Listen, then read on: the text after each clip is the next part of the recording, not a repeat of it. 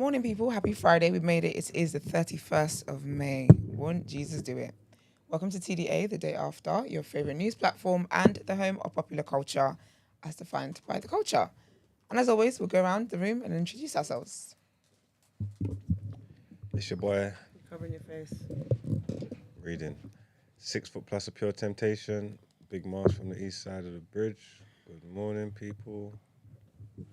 Damn well you reading shit. Don't look at my face. Keep reading. You know what I like the most about your face? The way I make you radiate. You don't make me The way radiate. you smile. No, I don't. Keep the camera on her, bro, and see if she's smiling. No, see, now you're taking the piss. No, that's not because of you. It's not because of you. It's not. It's the joy of the Lord, child. Literally, this is the glow. This is the glow from Vegas. Are you dumb? And your lip gloss is Popping. popping. Yeah, thank you. Again, that's not down to you. Shout out Fenty. Hey, big up Rihanna. Big up Rihanna. Thank you. Oh dear, my own royalty today. That's where I'm at. He's gone to you, so. They call me man, the pro-black activist, TDA producer and news analyst, melanin jam-packed. What's going on? Top of the morning. How are we feeling? We're good. Good. How are you? I'm right, man. I'm tired as well, actually. When did you land? Wednesday night. You ain't slept? No. No, why do you say it like that? You're disgusting. No, my jet lag is insane. So So what? when I landed, I woke up at 4 a.m. And then I thought, I can't fall asleep during the day because it's going to mess me up. So let me wait until night time. I went to bed at 9 p.m, woke up at midnight, and I haven't slept since. Oh, tough. Yeah. And even when I was there, I was barely sleeping as well. So I'd sleep at like 4 a.m. there and be up at like 7. It's- What? Domestic time? Yeah. They're 8 hours behind. So, it's a lot. How long's the flight? 10 hours? Oh, it's not too bad. You don't think 10 hours is long? No. I'm not going to lie, I like a long flight though. Anything over 8 is a joke, mate. No, I don't mind. I mean, if you're comfortable and you can sleep and stuff. I can't. I'm not. I'm a super light sleeper. I am, but on the plane, if I'm really tired, it's fine. But on the way back, the ghetto, the absolute ghetto. I thought I was going to sleep. Like, you know what I mean? I was so tired. It was a nighttime flight. But no. Nope. How was Las Vegas? I've never been. Can I be honest? I think everybody needs to experience it. Because obviously, as Esther said, I was 1 foot in, 1 foot out before I left. I was like, yeah. I didn't have high expectations, but I had such a good time. It was so much fun. You look good as well, man. You know what? I think there's a couple of things we can learn from, okay. So you know how they say UK are like bad vibes, yeah? Yeah. I don't think it's about bad vibes. We're just not really friendly people. I don't think we have the weather for it to be friendly. And this is the thing, right? Yeah. Because when I was there, everybody was so friendly. And it's not, and this isn't even me talking about like guys. So it's not a case of, oh, it's because a guy was trying to move to me or whatever. Like, but just the women, like, they just kept complimenting me, my friends, like every day without fail, whether it's our complex, like, and we're all dark skinned. So it's like, oh my gosh, I love your complexion. That was a common thing. Or like your body, this, your outfit, this color on your skin. Like, I love your hair. Like, they were just so nice. Like, literally. And you know when it's like, it's random. It's not even a conversation. I'm talking, she's walking past. So she says the comment and continues walking past. It's not she's stopping to talk to me. Yeah. Do you know what I mean? Like, they're just very like friendly, and it's nice. But you know what? How I know, like, that's why I don't really buy into the whole UK being bad vibes. Because when you see people from the UK elsewhere, they're really good vibes. Yeah, true. So I honestly think it's the weather. Yeah. I think the weather just makes us very miserable and stuff. You ever been to any other city in America? How does it differ? I think I generally think they're all like that. Yeah. Like, I've been to ATL, I've been to New York, I've been to Miami. And again, I find them all polite. I've been to Miami and I wasn't feeling it. Yeah, but to be honest, yeah. Do you know what? Obviously, there's a running joke with me and Yusuf that when we went to, basically we got rejected from a club, yeah, back in the day. And it was like, not tonight, ladies. Right? And we didn't get in, but it was funny because this time me and one of my friends were like, oh, times have changed. We're accepted now. No, we're accepted now. But I went to Miami ages ago. I didn't hate it, but I didn't enjoy it. I didn't enjoy it to the point where I've ever wanted to go back. Right. But I feel like I probably would try and experience it now though, because I went like over 10 years ago. So it's probably changed a lot since then. But I had fun, and one thing I do when I say, yeah, is you see Kendrick Lamar. I'm sorry, but you see that song. Not like us. What's it called? Girl. Not like us. Yeah, not like us. Yeah, That song, yeah, is like the national anthem over there. that's wild. No, literally everywhere we went, yeah. And they wouldn't just, they'd play it from beginning to end, Yeah. like the whole song, and it would get pulled up, and the energy was like, I was even like, I like this song now.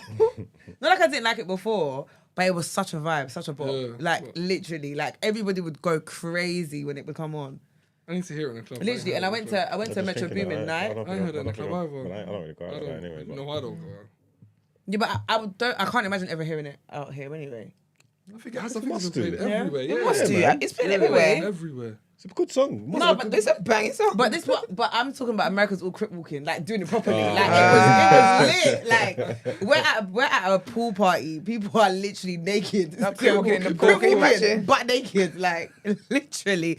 Or you've got people in the pool splashing, just jumping up and down. It was such a vibe. That's That lit. sounds sick. No, it was. It can And for the people, man. The highlight of my trip, sorry, was seeing T-Pain. You see T-Pain, yeah? You see the bangers He's such that a babe, this man. man has.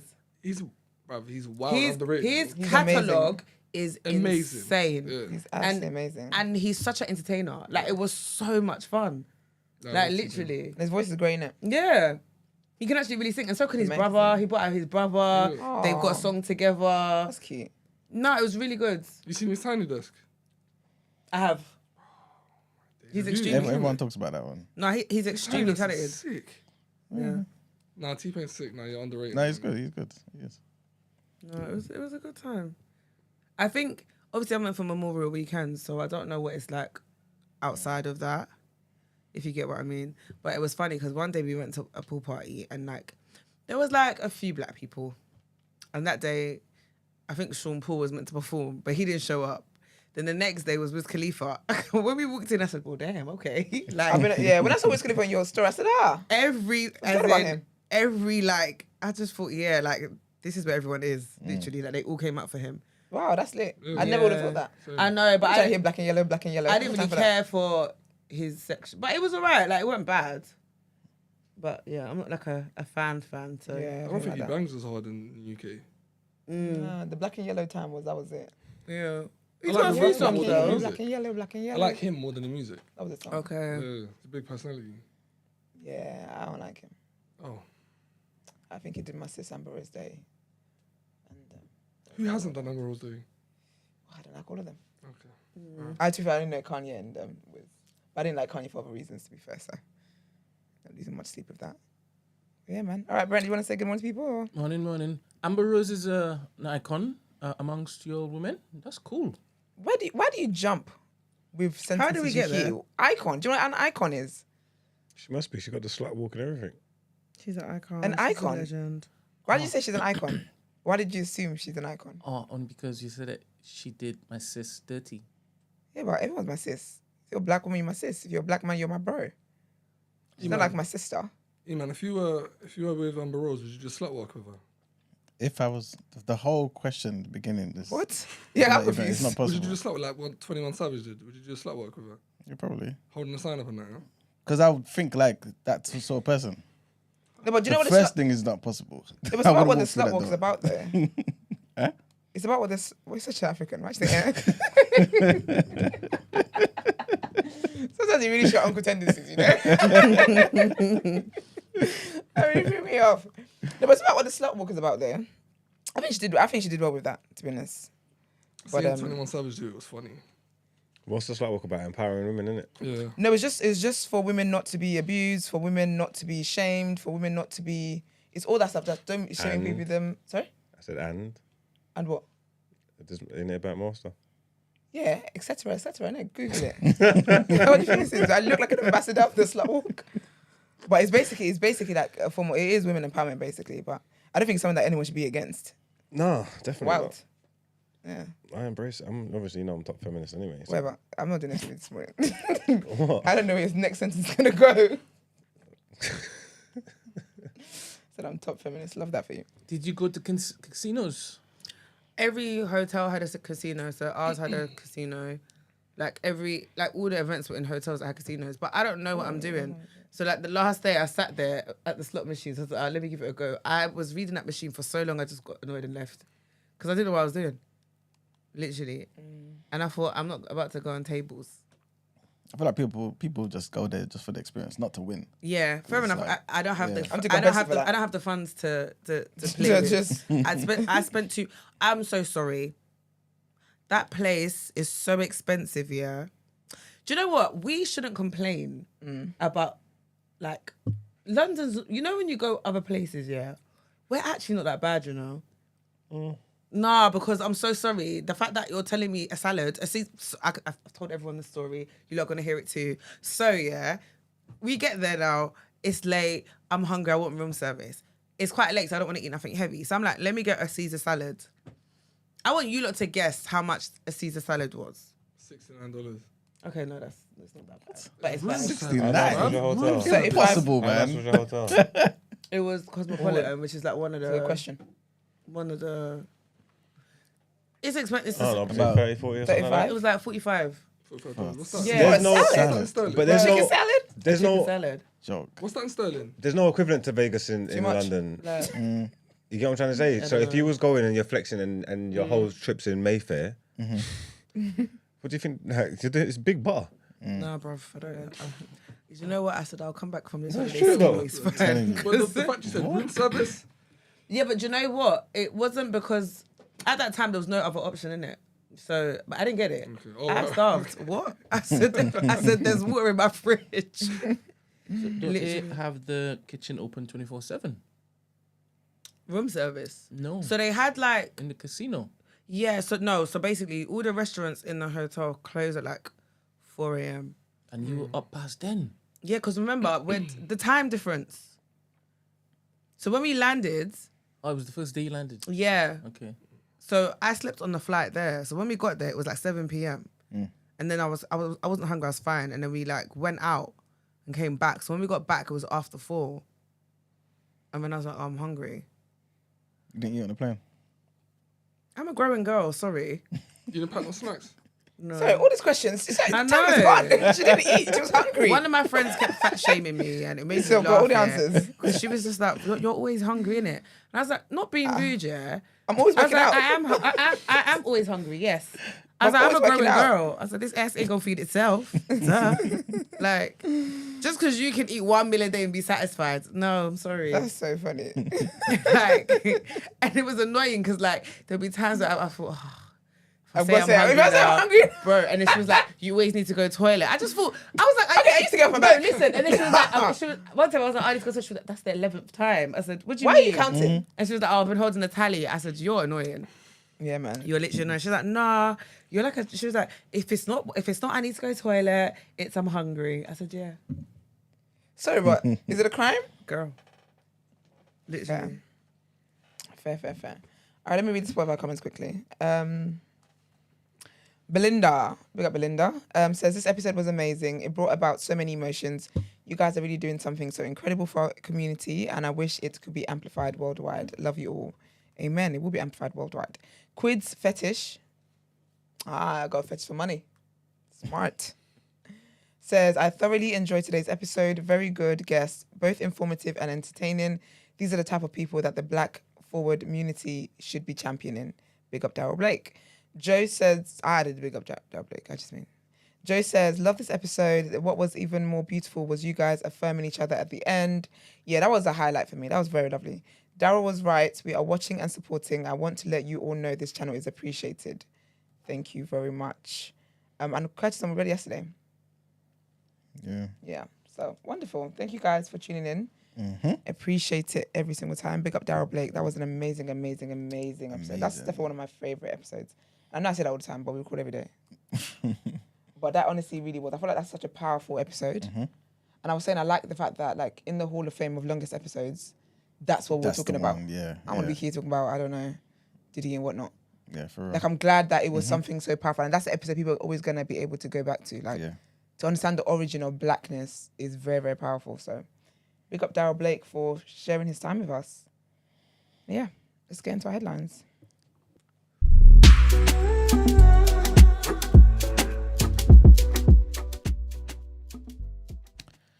All right, people. So our first headline, of course, it's about Labour. It's about black voters and the damage of the Diane Abbott row. So hundreds gathered outside of Hackney's town hall in East London, and everyone was basically out there chanting, "We stand with Diane."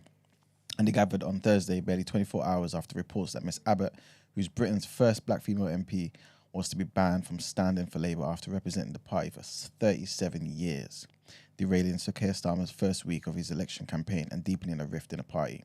The news sparked calls for a demonstration online, with social media users sharing the e-flyer and others posting the "We Stand With Diane" hashtag on Twitter, signifying a groundswell of support. The strength of feeling in Hackney has been echoed elsewhere, with dozens of prominent black Britons signing an open letter. This has been seen by The Independent, warning that the Labour Party's treatment of the former Shadow Home Secretary risked alienating black voters.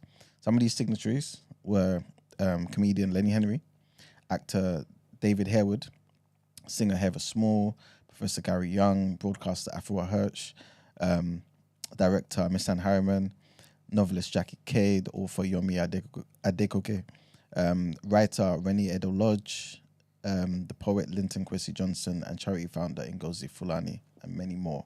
The letter criticised the unfairness of the vindictive treatment, adding, "It's all the more upsetting given that the black communities have been among Labour's most loyal supporters. That loyalty," they said, "has never been unconditional and could be ruined beyond repair." Next headline, which is pretty much linked to that, and this is basically about Sir Keir Starmer being under intense pressure from his own party to back down and actually support Diane Abbott standing as Labour candidate on Thursday. He faced a direct challenge to his authority from Angela Rayner, who's his deputy, who said that the veteran left-winger should be allowed to fight in this election.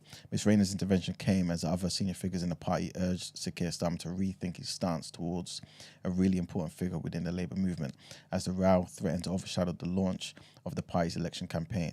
On Thursday, Labour's deputy leader broke ranks to say that she could not see any reason why Ms. Abbott should not stand for the party on the July 4th election, and said that she was not happy about the disgraceful anonymous briefings on the matter.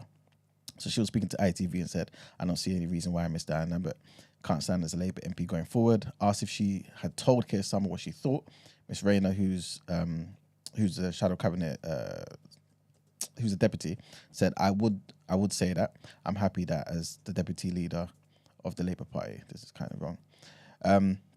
And our last headline is about Mark Logan, who was elected Conservative MP for Bolton North East in 2019.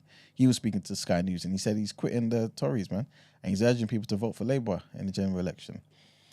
He was speaking to Sky News' Politics Hub, and he said that the decision today has been all about whether or not I'll be standing as a Conservative MP or back in Labour, and I've gone for the latter.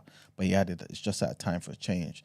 It's a time for optimism from a new movement, and I believe that's what the Labour Party is offering. In recent months, he's been a fierce critic of the government's policy in Gaza and is now calling on the UK to recognise Palestine as a country. Welcoming his party's new member, the Labour leader Sir Keir Starmer said, "Voters across the country are looking to Labour for change, and I'm pleased that Mr. Mark Logan has taken the decision to vote for Labour at this upcoming general election." That's it for the headlines. All right, let's get into what you're saying topic of the day.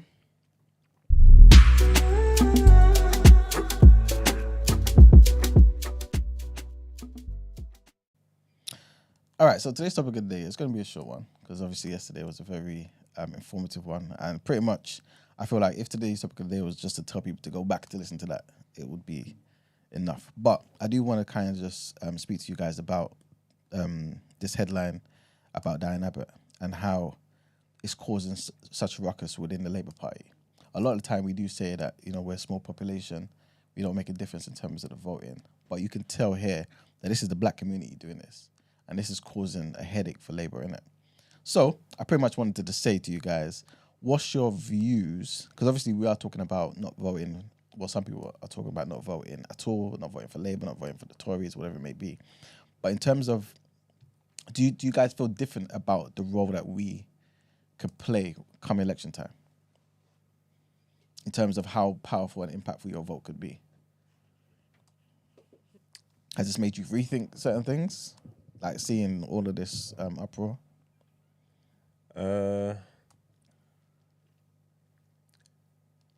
It's made me not gonna vote for Labour.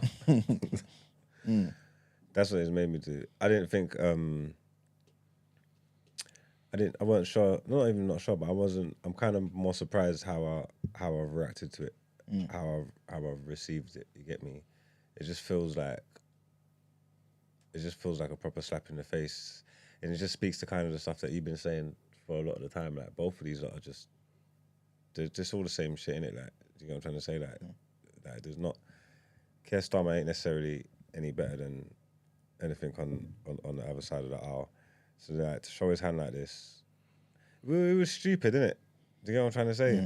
I don't know what the voting numbers are for like black people in England. I don't know what the kind of turnouts are, but there is that kind of mindset that like we're not really going to make the difference. You know what I'm trying to say? That's kind of always how it feels. But then again, if the majority of us, if everybody actually did stand up and let their vote be counted, of course it's going to make a difference. Yep. You know what I'm trying to say? That of course it is. So yeah, I don't know. It's just made me not. I don't know what I'm going to do with my vote now. To be totally honest with you, because I don't want to give it to Labour. I don't want to give it to Conservative. I don't want to waste a vote and not vote. You get me? So yeah, it's just kind of confused me a bit.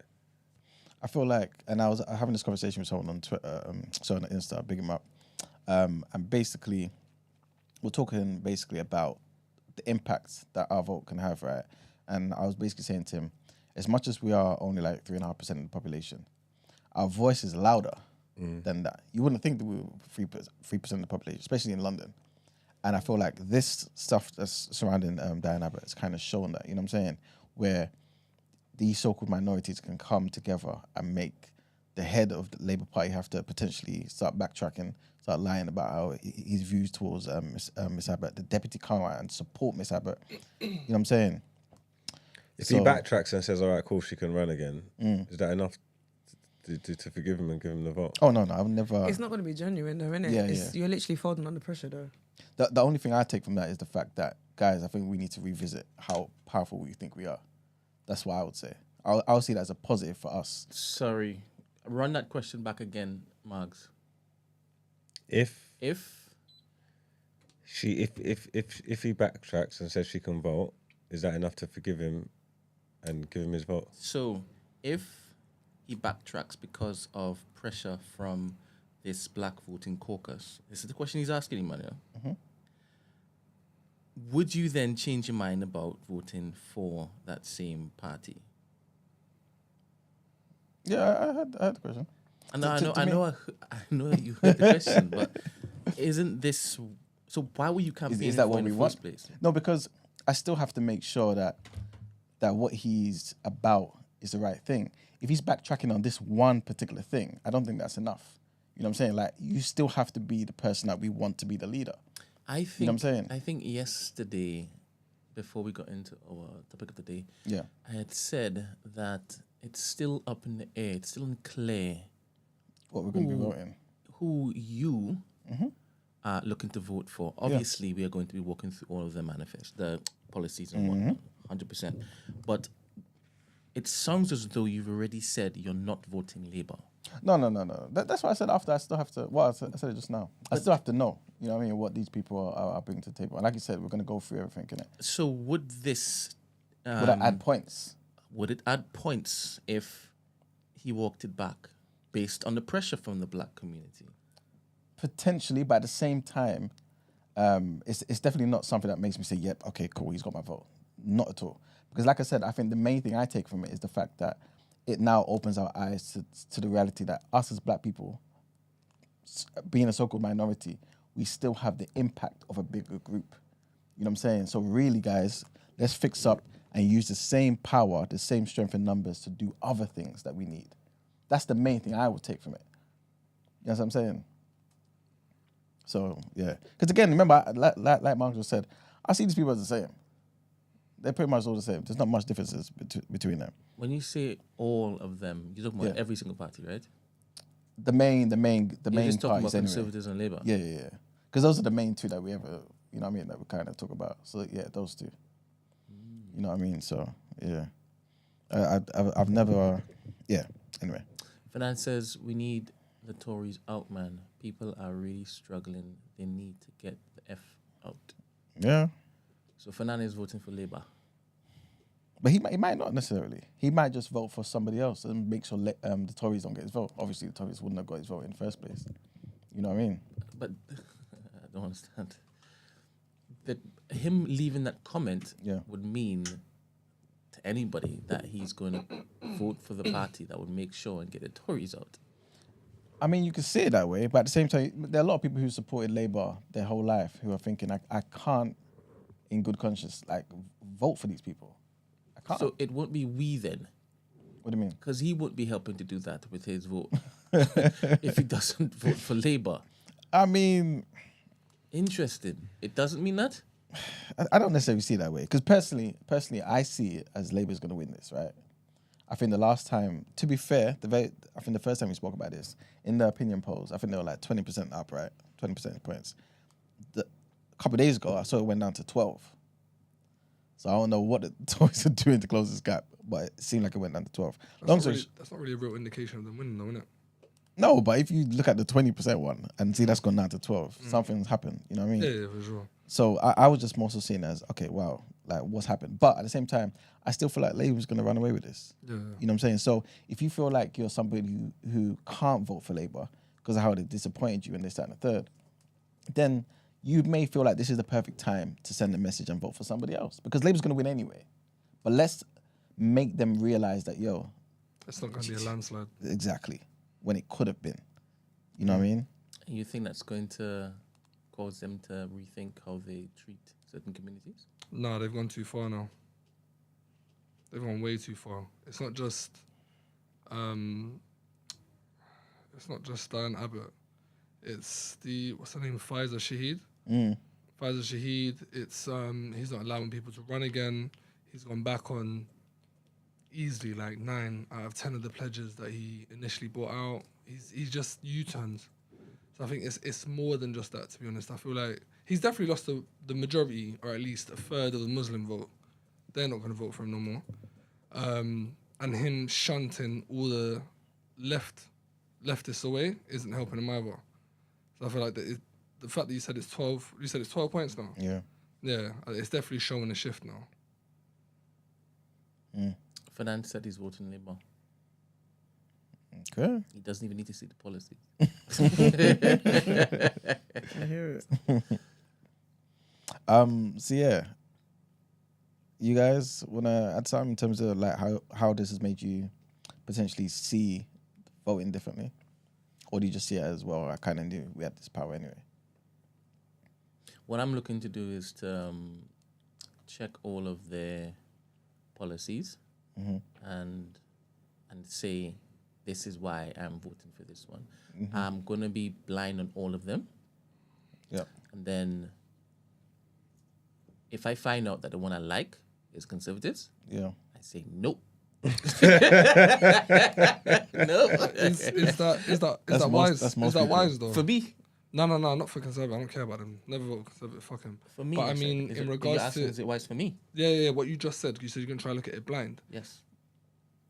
You're not going to take past behaviour, past transgressions. No. In regards to I'm saying what I'm going to be doing for the running, for the entertainment factor. Oh, I thought you were talking I'll be blind in it. Oh, okay, and then say, can you imagine? If I were doing it this way, I would have gone with the Tories. Right. But then when it is the grand reveal, I'm like, if you hadn't done what you did, you'd got my vote. But no. Is that a You good look thing so though? proud No, of it's yourself. not. I thought it was funny. Look, I can tell. You think like he's waiting for everyone to like. No, I don't need this. No, because you look so entertained, and I love that for you. Right. Ramsey, you said that's not a good thing. Why don't What, you say to it's a not good look thing? at past transgressions in regards to voting for someone? Yeah, but also the fact that, like, I guess you can look at all the policies blind, recognize this is the best one that suits you, recognize who it's from, and say, I'm gonna do what doesn't suit me just because of their past transgressions, like you're saying. That's almost like buying a car without looking at the mileage. It doesn't make sense to me. Is it? Yeah, it is. Because if Keir Starmer if you look at his pledges, they look sick. But he's U-turned on literally nearly all of them. He said he wants more minorities to be represented in Labour. He's got rid of Diane Abbott and Shade. He's getting rid of everyone. Yeah. So that, along with everything else, it doesn't make sense to me. For you to go in blind, read a manifesto and go, all right, boom, I'm going to vote for Conservative because they promised X, Y, and Z, and we've gone through 14 years of what we've gone through is dumb. That's dumb. So the other way, though, it makes sense to vote for a party that you know, based on the manifestos, don't even resonate with you. But because you don't like the Tories, you're going to vote for them and hope that they get into power. Sorry, say that again? So, seeing it from the other angle now, you've read the manifesto and you recognise that, you know what, only 50% of these resonate with me. I don't really mess with this particular party. But you just vote for them anyway because of who's in there now. Even though they've got better policies and more that resonates with you, yeah. Can we outline the policies though? Because if you're saying 50%, but then you're looking at the Tories and they're like, oh, we're not going to tax the 5%ers. That's not going to resonate with me anyway. That's what I'm saying. So remember, this is hypothetical. Is what resonates with you. So you've read it and you're like, okay, cool. You know what? This is like good. Like top 10 is stuff that I care about. Reveal, damn, it's blue, right? You look at the other one, I only care about 2 of these. Reveal, it's red. In your hypothetical, if I was to roll with that, yeah. I personally I can't see it happening ever because I can't see what the Blues set out in regards to no windfall tax, no tax in the rich. I just can't put myself in a hypothetical. If it's good, what you're basically telling me, would I vote for it without caring for their past? Is that what you're asking me? Kind of, yeah. I can't. I can't even put myself in a hypothetical. I can't do it. I think it's better. What is it? I think it's difficult because they've lied for the past 14 years. Yeah. And they've destroyed for the past 14 years. It's not just that. So you must be very stupid to believe them this time. But even with Keir, because he's lied, and bear in mind, he's only been an MP for a very, very, very short time. He's the least experienced MP at the whole thing. So looking at him fuck up, it makes sense. So I'm not gonna vote for him either. I can't do either blue or red, to be honest. Seeing where the Labour's going, they're just gonna go blue anyway. Just refresh my memory. What has Keir Starmer lied about? Oh shit! Hold on. Got a list. I'm sure you got notes, yeah? Yeah. Okay, let's go. Got 5 on them. Easy Bambino says, I've not made up my mind yet, but as bad as the Conservatives' past is, I'll probably focus on how the parties look under their current leaders and their manifestos first. Keir doesn't even know what working class is. Yeah. I've said from the beginning, it probably would have been all last year, that Keir's not a good leader, man. At all. He's not. One of the first things out about, no surprise, obviously I'm going to start with it, is number 4 is promote peace and human rights, no more illegal wars. Okay, all right. Common ownership. Public services should be in public hands, not making profits for shareholders, support, blah, blah, blah. Basically, water, transportation, he lied about, came out and said, no, I'm not doing that. So what, he wants to privatize everything? Yeah, well, he said he's not changing anything that the Tories have put in already. Said he ain't got the budget for it. He's blaming them for it. Equality, pull down obstacles that limit opportunities and talent. We are a party of equal act, sure start, BAME representation and abolition of Section 28. He just got rid of 2 people of minorities. Radical devolution of power, wealth and opportunity. He's lied because his what's that lady's name? The one who's in charge of the money. Rachel. Yeah, she said she's only working for business. And when she says for business, she means the top percent. That's not entirely true. I don't even want to. I don't even want to defend it. Place down the we road. have to be fair though. What? No, because she we spoke about this the other day. She is looking to change certain things that will benefit some businesses. It's not just going to be the biggest business like how the Tories kind of do. So you have to be a bit fair. No. She's tailoring to the top businesses that already give money to Labour. She's not catering to the little sweet shop down the road. You and I both know that. You're being facetious. No. I'm just saying, like, it's the way you sound is like she's doing exactly what the Tories are doing. She is doing exactly what the Tories No, but it's not exactly the same. Because you've got a bunch of different businesses who've come out to say, you know what, I'm going to be supporting Labour because of this new idea. You know what I'm saying? This is why some of the Tories were like, cool, yes, she's doing this, but they're potentially going to restrict certain things for businesses going forward. You know what I'm saying? Which obviously she thinks that particular person, spokesperson for the Tories, says is a bad idea. But some businesses, remember, she had a whole letter, a lot of names from businesses, like 100 and something, 120 something names. Well, were they on the footsie or were they just smaller businesses? I'm not too sure. But it ain't gonna be like the ones on the letter ain't gonna be the smallest. That's what we talking. Yeah, but then you have a letter full of like 10,000 names. Okay, cool. But I just said she's catering to the higher business. No, but I'm you saying just said it's she's not just that though. That's what I'm saying. But then you like, just said she wrote a letter for just them. No, they came together, right? But I'm saying it's not just for them. Anyway, it doesn't matter. Go on. Hold on. That's it. Strengthen workers' rights and trade unions. So obviously, all the unions, he's not working with them. He hasn't said a thing. Economic justice. What are we saying? And bear in mind, I believe this is when he was running to be head of Labour. So this is what he was saying. All of these, well, actually, majority of these pledges have been left, but he's completely changed it. So economic justice, increase income tax for the top 5% of earners. You like that? Yeah, but he's not doing that. He came out. Oh, this is one of the things. Yeah, he's not doing that. I'm saying everything he's not doing. Okay, cool. Credit Sorry, to it. run that by me again. Economic justice was his first pledge, yeah? Mm-hmm. Increase income tax for the top 5% of earners. Reverse the Tories' cuts in corporation tax and clamp down on tax avoidance, particularly of large corporations. No stepping back from our core principles. So what are you saying that he hasn't done? that he's not going to do. Oh, so He's not going to tax the top 5%. How do you know? Yes. Because he's I forgot her name, Rachel Reeves.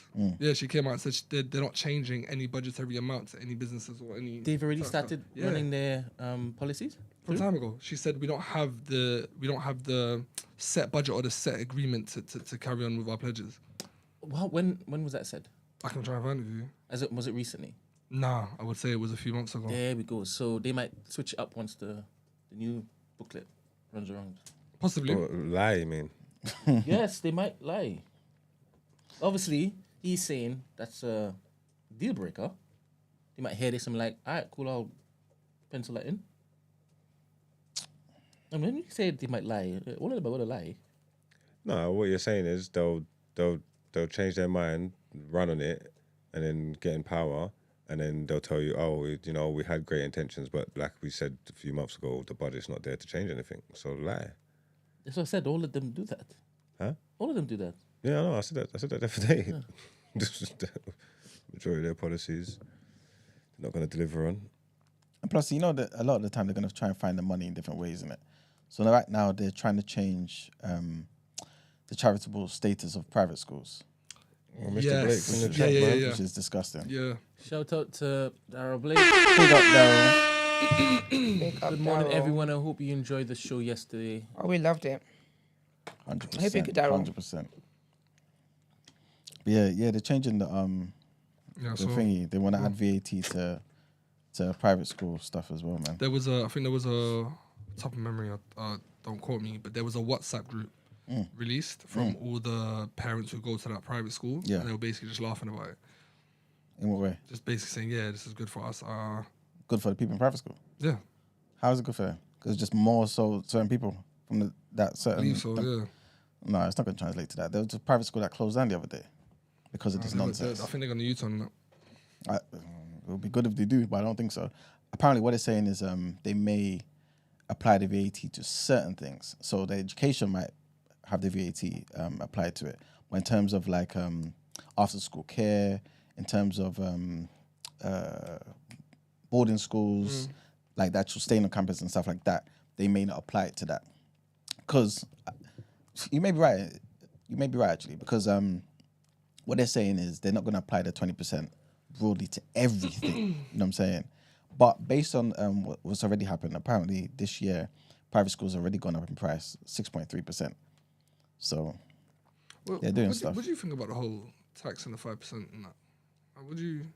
I feel like they should just get the tax from people who have been avoiding tax, and that would do a lot of the damage. So you don't think that the people that earn a certain amount Should pay more. with the broader shoulders should pay a little bit No, more? not at all. You don't think so? No. You don't think there's Why should you work hard, do well for yourself, your family, and because you've done these decisions, pay more than somebody else who decided not to? I know I'm speaking generally, but why? So you're saying that on a general basis. Yeah, of course. But when we're talking about large corporations, there's ways in which they can avoid tax. So technically, you're saying the same thing. And that's why those people who are avoiding tax, who are doing things that are illegal, who are trying to use their power to get around tax laws, they should be penalized. That's where you should be focusing on getting your money from. But people who have worked hard, like, remember, the most recent millionaires are people who are new millionaires, people who try to take advantage of the system and do better for themselves and their families. You want to tax them more because they're successful? So Pen Game becomes the biggest show, and all of a sudden now, you ain't got no money to show for it? Because people are hating on your success? Because people are hating. Literally one of the biggest, we're talking 5%. Yeah. 5%. What happened to him? It's not like we're saying Pen Game is like footsie 50. No, but it's the principle and it gets there. You know what I'm saying? It's not just the 5% though. You know what I'm saying? It's people who are earning more and more, you get into certain tax brackets. Doesn't it also, sorry, a question, yeah? Doesn't it also, like, you can have people in the same category dealing with the same, like, issue in terms of tax, yeah, but be on two opposite ends of the spectrum, but being penalised the same, no? As in you're saying that people on the lower end of the tax So bracket. Tax like, inequality, So let's say me and you, right? Yeah. And what's the it's past like 50k, right? It's gone up 50 now, something. It's like 50, 60. Yeah. 50, Yeah, 60, so it's 60, yeah. So I'm on 60 and you're on 200 and we're getting taxed the same. It's not exactly like that. I think the next bracket is 120. 150, yeah, something like that. But basically, Okay, but 60 to 149. yeah. No, but what will happen is, It's remember, still, do you see what I mean? It's still, it's double. no, but it's not exactly the same. So what I mean is the 40%, let's just say it's 40% you're getting taxed. It won't be on the entire. I know it's not on the entire thing. So remember, because I earn more, I'll get taxed more on the 40%. It won't be exactly the same. No, I hear it, but my thing is, you're earning double what I'm earning. Yeah. So as much as, yes, in like when you're looking at it from a numbers perspective, you're good because you earn more. Yeah. It's more, but we're still, the percentage is still the same. Yeah. Is what I'm saying. So you're basically just saying it should be maybe. I don't think it's a fair. bit I think the better. metric isn't fair. Okay. In my I hear you. opinion. I'm more willing to hear that in that. Okay, cool. Let's maybe make the bracket smaller. Yeah. You know what I'm saying? But in terms of saying because somebody's rich, they should pay more. I feel like if the percentages are the same, fine, because then the same percentages across the board. But to say that somebody's successful and does well for themselves, they should pay more doesn't make sense to me. No, You're I agree, penalizing people for being I successful. plan to be that person. So, amen. You know what I'm saying? Like, why? Like, nobody knows. Like, anyway. No, I get it though. Yeah. What happened? I think Von just called you vertically challenged. Called who? What does that mean? Maggie, it's why he's vertically challenged. So much paper under the mattress, he's squashed against the ceiling. Esquire. No, because like Sorry, I just don't have a Sorry, broad Manuel, person mentality. Before Yeah. you continue, Ramsey, Yeah. based on, I think a couple of weeks ago, you said that you were looking to vote Green. Yeah. But then recently they did what they did with the statement about Palestine. What did they do? I think they said that they weren't going to come out and say Free Palestine, something like that. I may have paraphrased that. Cool. Can you get that for me? Can I search it? Or should I just deal with your hypothetical? No, it's No, actually I a real don't thing. think it was I read the hypothetical. statement. Yeah? Let me see. Thank you, Esther. They've just done the both sides thing. That's what he said. Really? No Let me one's see. wrong. No one's wrong. Don't you These- get? Don't You you read get? out loud to Yeah, yeah. Don't you get like alerts on your phone when stuff like that happens? What, from the Green Party? Nah, they usually text me. The horrific scenes following the latest Israeli bombing in Rafah and previous rocket fire from Hamas into Israel underline why the UN Security Council must act today to enforce the order from the International Court of Justice to end the fighting, release the hostages, and dramatically increase the flow of humanitarian aid. That's from Carla Denier as well. Is that red They flag? deleted it because we're getting Did cooked. they? Yeah. Well, fuck him, innit? So, who's your vote gonna go to then? I don't know. I don't necessarily agree with not voting. And to be honest, I don't agree with the Green Party's tactics at the moment anyway, because they've got two people. It's Carla Denya and that Ramsey done. I don't really understand what they're trying to do. It doesn't really make sense, but yeah, that's disappointing. It's so easy. I don't understand. It's so easy to say you stand on the right side of history. I don't understand what the problem is. Is it that easy though? Of course, it's that easy. It's not. The CCJ has got Netanyahu under a warrant arrest, right? Let's arrest him. Yeah. What is happening? Even if you want to play both sides, there's a smarter way of doing it. What happened on October the 7th is awful, but the ongoing perceived genocide that I'm trying to speak like a politician. The perceived genocide that CCJ are now investigating is illegal. It must stop. Done. That's what I need to say. Yeah. The bombing in Rafah is obviously an act of war. No, what's it? A war? What's it called? A war crime. It's easy. I don't know what these guys are flip flopping about. These men them are stronger than we think. You know, they're everywhere, fam. But this is why I'm saying to you, it's not that easy because all these parties have got certain people in their parties that are making them keep quiet about certain things. Donors. They got donors. Precisely. Every single one of them. Hey, Brent, let's not go down that rabbit hole. This is wild. I'm voting Lord Buckethead. Listen, This is interesting. it's all over the place, man. It's all over the place. You can see it because the way I wouldn't have expected to see it so blatantly now, but with that Vybz Shahid lady, she's getting she's getting replaced now with hold on, let me get his name. She's getting replaced with the Israeli lobbyist. All that stuff in our faces is wild. I mean, It's everywhere, man. So some Donny, some guy that's just dancing for Israel. you know, this is why people, not to take it across seas, but this is why people kind of gravitate to Trump because they don't necessarily need certain people's money. But he's still doing that. He's broke. Luke Akehurst for North Durham. That's the guy I'm talking about. He was actually quoted on Al Jazeera's documentary in regards to Israeli lobbyists. And one of the Israeli lobbyists was like, oh yeah, he's one of our favorites in Labour at the moment. He's definitely on our side. It was all in the video. But yeah, no. Sorry, what were you saying about Trump? It's crazy. What he said is that This guy. he uses his own money. No, it's not that. He definitely doesn't use his own money. Nobody does, innit? But it's He's more always so. begging people to give him money. No, We talking it's- about? And he's broke. But remember, he's not in the same boat as other people. He definitely is. He's literally just on the... not. He's a puppet. Yeah, he literally just said, Alright. he said, nah, he spoke to the Jews and he said, nah, Biden's letting you man get bombed out. You're not getting killed. If it was me, I would dead out Palestine. I beg you check your language when you're on this platform, please. That's because what he wants. I don't think he's. That's crazy. But make sure they know you're talking to E-Man and not me, you know? Because it looked like you were talking to me. I'm talking to you. Oh, you talking to me? 100%. What did I say? You sounded like my head just now. What? Sound like me. When the mic's not on. I said that's I what don't know Trump said. I'm lost. Trump ain't like his hands ain't tied as much as them other politicians, and that's why they don't like him, and that's why they don't want him in power. Exactly. You get me? Not to say that they're too dissimilar from whatever, but he's not. He kind of essentially kind of does like what he wants and tries to make his own rules, and he's not tied. Yeah, he's not tied the same. Do as them you other think that's politicians. real? You don't think it's an act?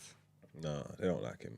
Even in his own party, that's not what they want. Obviously, after a while, once you realise he's got the votes and the rest of the there, then they'll probably try and get on board. But initially, they'll be trying to stop that shit. I think it's just politicking. You don't think that Trump being in power destabilizes American society a touch? In what sense? Race conflict, race war? What are you doing hypothetically? We've seen him in power, you know. Hypothetically, what are you talking about? We've seen Trump in power in America. And we also saw what happened when it is that Biden got voted in. Yeah, We saw what happened to the Capitol building, right? yeah. So That's after the fact. Trump but when being he was, in power, right? What I'm trying to say is that there are certain parties who would benefit from him and the US being unstable. Right? but when he was in power, they wasn't unstable. Oh, it definitely Race and racism ain't going nowhere in America. You know what I'm trying to say? He helped their economy. He fixed it. Yeah. If it wasn't for COVID, he would have won that second term. He lost out on his behavior for COVID from some of the nonsense he was spewing, making the cases go up and whatever. Like it was literally COVID that derailed him. None of his scandals. They didn't give a shit about none of his scandals, about nothing. The country was obviously, like I said, race and all that kind of stuff and the divide ain't really gonna go nowhere. And he is who he is. But the country wasn't falling apart when he was leading it. Didn't each state I don't know what you're talking about. didn't each state agree their COVID policies though? I don't think it was necessarily to do with him. I'm just saying his behavior. I need to. I remember he was doing all that racist stuff. He was telling people to just drink some vodka, that COVID would go away. It was a bleach. Or bleach, sorry, I said vodka. Bleach. So like all of that stuff. You know that whilst he was in power, his bloody rhetoric was so racially charged. Every single time he opened his mouth, Yeah, but he was getting it done. there were good people on both sides. He was getting it done. I'd say, you know what? I find the thing to refugees, you can watch it because you can feel however you want to feel about him. You know what I'm trying to say? That obviously we don't live over there, and obviously different states, different rules, all these kind of things. But like his actual time in power, when he was actually doing what he was actually doing, there was a lot of stuff that he done good for the country. You know what I'm trying to say? That's not like my opinion. Sorry, my argument is not to basically talk about the economic. I hear that, but what you're saying is what I said was that black and white people weren't tearing he each was other apart, also- regardless of his language that he was Let me using. They weren't finish. tearing each other apart when he was there, was they? My initial point was that he is also a puppeteer, a puppet. Do you understand? You're going on as though he's just making everything up as he goes along, and I I'm never even saying said- all of that. There's still strategy behind it. Yeah, of course. Not I never from said him. I said he's not too. Obviously, none of them are going to be too dissimilar. And obviously, there's certain rules and stuff that you got to play by. But I said he's less of a puppet than some of them other politicians. He is. That's why they don't like him. That's why they fear him. When you say they, you're talking about the Democrats. And Republicans as well. I just found something in regards to hate crimes when he was in power. It just said it was the second largest uptick in hate crimes in 25 years for which data is available, second only to the spike in September 11th, 2001. Though hate crimes are typically most frequent in the summer, they peaked in the fourth quarter, October, December. This new higher rate of hate crimes continued through 2017, and which they're attributing to Trump being in power because of his xenophobic, sexist, racist views on that. Well, people also talk about how he did the whole criminal justice reform, which would have helped a lot of black people. And Do you think that's enough? is that what you just said enough to say That I'm not there was interested in that Trump? was the second uptick. But you're saying he released a few men there from prison. It's not. and then that balances it. It's not release. What are you talking about? Remember, this is about criminal justice reform across the board. You think he believed in that? You don't think that's in politicking? Is that what you care about? If somebody believes in it, surely we can't think these politicians believe in everything we believe in. That means nothing to me. I care about what's put out and what we can benefit from. I can't believe any of these people. You think these people care about Palestine? You think these people care about the things you care about? Impossible. We can't be thinking like that at all. So you're down with taking the good with the bad? You have to, like with anything. And again, Trump's got terrible PR, and I'm not American, I don't live over there, but I was watching certain things and I'm saying like, because of his PR and the way that he's seen and the things that he says, and obviously it's his own doing, you're going to form certain opinions of him. Yeah, you know what I'm trying to say? Like, I'm not saying it was all good and it was all roses. That stuff might very well be true.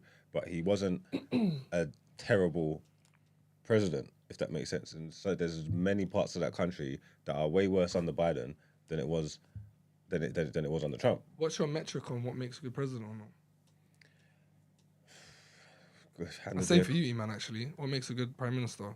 Quality of life for the If people. the economy is good, I think you're a prime minister. If you can handle war, Yeah. I think you're a good prime minister. That's what I really care about. To be I was totally having honest with you. confidence in you, I think. That's why I like Tony Blair. Well, Tony Blair's a war criminal. So. That ain't got nothing to do with me. Everybody There's two things can be true at the same time. Tony Blair was our best prime minister. How He was come? our sick What makes- because he handled us. He handled things. We was patterned in war. We was straight. We was calm, and it was a What good. It was war? a good time. The illegal one. What are you talking So about? you're shadowboxing. As a country, we were fucking shadowboxing. Whatever. I'm just saying. It was a good Was you time. happy during that It was a time? good time. What a time to be alive, Won man. 3 terms, you know. Yeah, no, it was a Three good terms. time. The country was doing well under Well, Labour. what? And do you think that's more attributed to Tony Blair than Gordon Brown? This guy. Why are you, Bear in mind, separate, Gordon why are you Brown- separating the two? Because of them? remember, They were Gordon a Brown's team, very man. left, fam. They were a team. To attribute it to one person is somewhat. No, but he's still the leader, and he chose to have Gordon Brown beside him. You know what I'm saying? And but he knew, like, they knew each other's strengths. Like, you don't win 3 terms by luck. So maybe it's idealistic of me. Maybe I'm showing my hand Yeah. in hoping that you want a leader to be moral, but you lot are saying there's no way a leader can be moral. And as long as our turf is getting Yeah. taken care of, we don't give a shit about anyone else. Yeah, and morals ain't linear. Everybody's morals are different. So. Oh right, you hate that word. All right, cool. This is true. All right, so let me change up the phrasing then. If we are benefiting from other people's misfortunes, it doesn't bother you, lot. Well, it depends. It depends. To obviously, that's you can take it by case scenario. But I wanna dance a yard before I dance abroad. Take care of home. It definitely bothers interesting me. take because I feel like It bothers me, but you have to bear in mind, it don't bother you. You're lying. No, it does. It does. No, you're lying. Especially if it's places I care about. Yeah, I'm just being honest. But the reality is this: I don't expect these people who again throughout history have not cared about people from the indigenous people of the planet Earth. Yeah, we've I actually spoken about cannot this. think about. I can't think this will change today. I'm not living in dreamland. You know what I'm saying? So I just look at it like, okay, cool. Whatever decisions you guys are making, how can us, the so-called minorities in this country, benefit? That's all I care about. I don't think none of them are my friends. That's simple. I think we always tend, whenever you and I debate this, you tend to go to that point, and I get it. I do get it.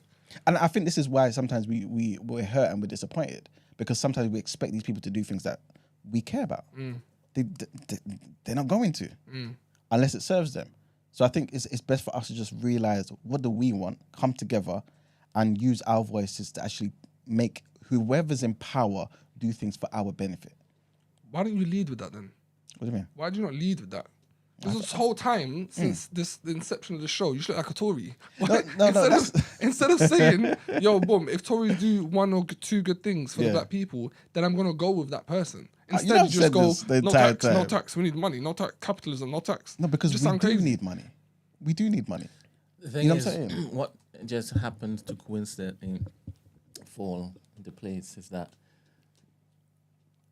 the Conservatives seem to be sweetening him and his heirs, and Labour is not in power to even look to sweet his heirs. So if he doesn't like Corbyn, he's not going to be He here. does like Corbyn though. Let's not go into that. Brent, You don't like Corbyn? you know I like Corbyn. Okay, There's certain okay. things I don't like about his policies. Okay. I've said this many times. All right, cool. But go on. Sorry, So you believe he likes Corbyn? I believe. What do you think he likes about Corbyn? Because you just said, I think it's more, but then it kind of contradicts what you said earlier. But personally, I think you like Corbyn because of the overarching message he has is to take care of everyone. That's why I think you like that's Corbyn. why you like Corbyn, man? However, you don't like his. Oh, you want to stop? All right, cool. Just say? All right, cool. That's why you like Corbyn, Emmanuel? I think I pretty much like anybody who would like anybody, but that's not the thing. What does that mean? I'm getting there. So that main thing about Corbyn, that's not one of the main things. No. Thank you. because anybody, like I would always prefer somebody who cares about everybody. No, but he's shown he's cared about everyone since he was 17. He's been in Labour since he was 17. Doesn't care about that. Okay, all right, go on. I mean, people do this every day. You know what I'm saying? Like, What do you mean? how does it translate to everybody? Consistency. This is why he didn't make it. No, Because, it's not. That's not why he didn't make it. Remember, Corbyn wanted to completely just abolish a lot of things, and he was like, "But that doesn't make economic sense." who's gonna pay for it? Who's gonna pay for it? You think inflation was bad?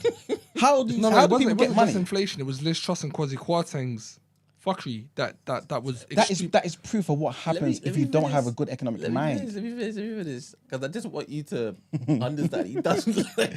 No, don't say that. Remember when You we said- wait. No, but let said- him answer what he likes about Corbyn. I remember Yeah. him saying you like the fact that he was going against a certain group, right? Oh no, I didn't say that, bro. Oh, you didn't? It wasn't on air? No, that's nice, but that's not the thing. You know what I'm saying? I like the fact that he was no nonsense. I've said this many times. That was one of them. Yes. When you say no nonsense, I said Yeah. going against the people that are saying get out, right? Yes. You said, I'm not leaving. And yeah, but nonsense. that's why you like Boris as well. No, but also nonsense across the board, because Corbyn wasn't a soft leader to me. As much as he's getting older now, this and the third, he wasn't a soft leader, and that to me has been a big criticism of Labour since the Blair-Brown era. You got a bunch of people in there that none of us believe in. Corbyn came with a new energy and was like, cool. I just didn't like how left he was. So I didn't like. Again, I've always said it. Socialism through a European perspective to me is garbage. Cool. So you don't like its policies, Yeah. and that's the main thing that you should Exactly. be considering if it is that you are looking to Yeah, but you say I have a don't prime like minister. him. That's the thing that I have an issue with. When you say him, Yeah. as in as a person, Yeah, and how I'm he also moves talking and about stuff. his role as a prime minister. Yeah. You don't like his role as a prime minister. I don't like, I guess, the ideas because to me a lot of them just seem kind of very Wishy-washy. dreamland I remember and you exactly, saying, "What do you mean? What do you mean? Give them all free internet?" Can you remember that? I don't think we're talking about internet, bro. But he didn't vote. No, he I didn't don't vote think Boris it was either. internet. Wait. You can't remember when he said that he wanted everybody to have free internet, and you're like, "How is he going to pay for all of that?" Yeah, but that doesn't mean I'm saying like don't go for it. No. I'm talking remember- about the policies that you said Yeah, that you didn't like, and you I was saying, talking about inheritance tax and I was talking about university fees. What about those inheritance are. I don't think you should be taxing people crazy inheritance tax. Okay. Not at all. Why? Word. You work harder, you can't pass it down to your children. Especially since the 5%ers are able to dodge that. Exactly. You know what I'm saying? There's ways that people get around certain things. Focus on those things. Don't just tax crazy amounts to people who've tried their best to work up in the system. So we started when Corbyn was opposition. We started TDA when Corbyn was in opposition, right? Yeah. And at the time, he was basically looking to say, all right, cool, this is what it is that we would do if it is that you elect us, blah, blah, blah, blah, blah, blah. Yeah. And at that time, you were obviously contesting everything that he was saying that didn't make economic sense, right? And I'm speaking to him saying that from the very inception of TDA, you've been sounding like a Tory. I'm speaking to that. Yeah. So whilst it is that we started as TDA, Corbyn was on the other side of that particular aisle, right? And what he was saying to Emmanuel didn't make economic sense.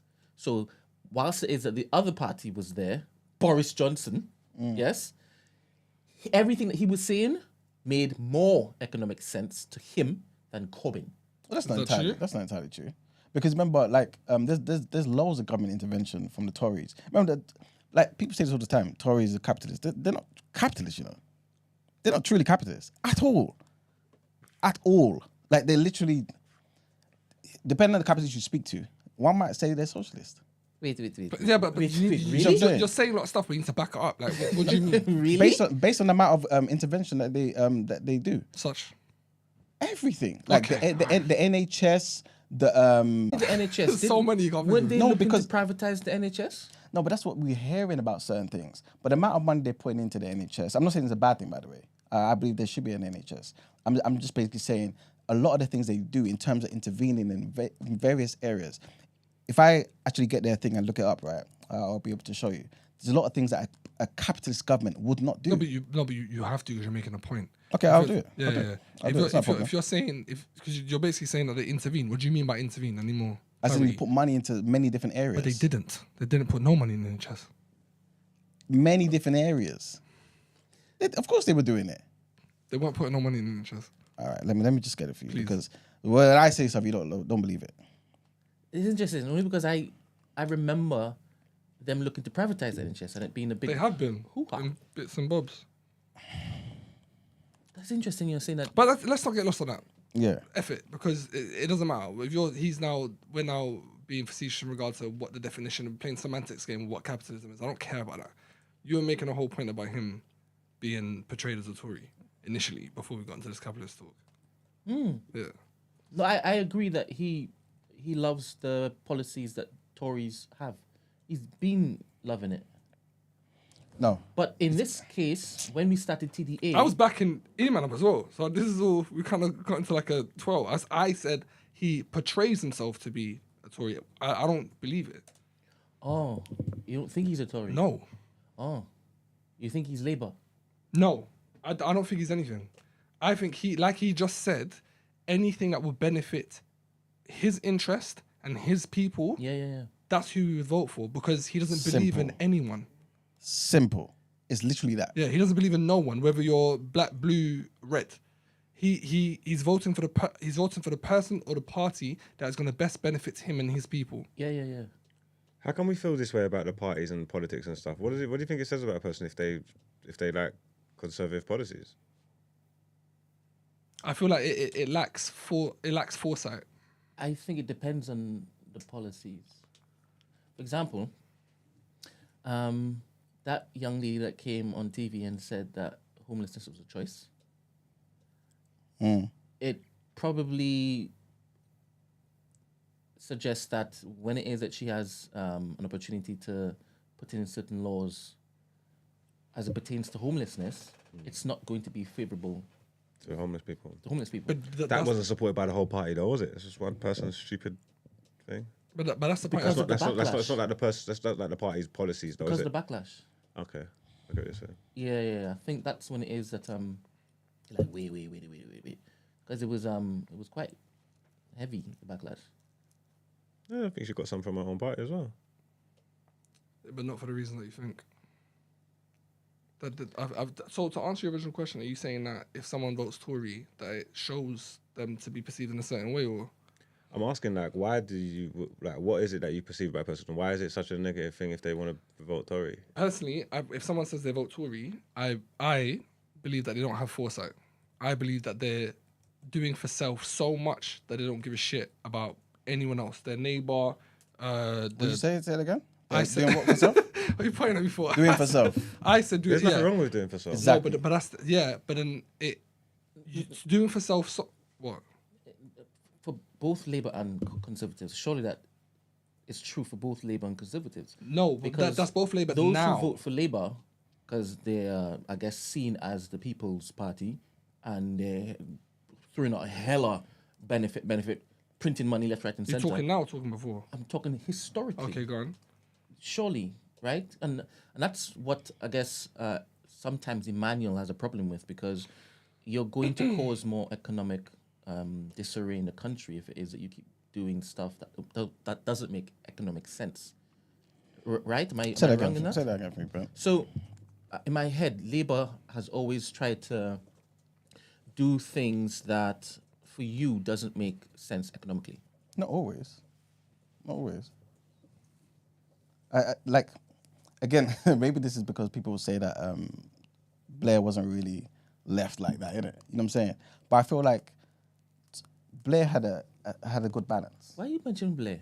Because you said always about Labour. Why don't you go to recent Labour leadership? Only because you said always. So if you're talking about Starmer now, okay, cool. Not Starmer. What happened? Before Starmer.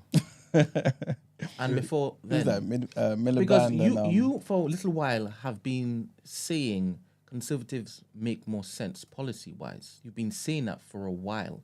And if Ramsey is to be true, that you don't really care about the name on the tin, it's Yeah. more so how it helps your people, yeah.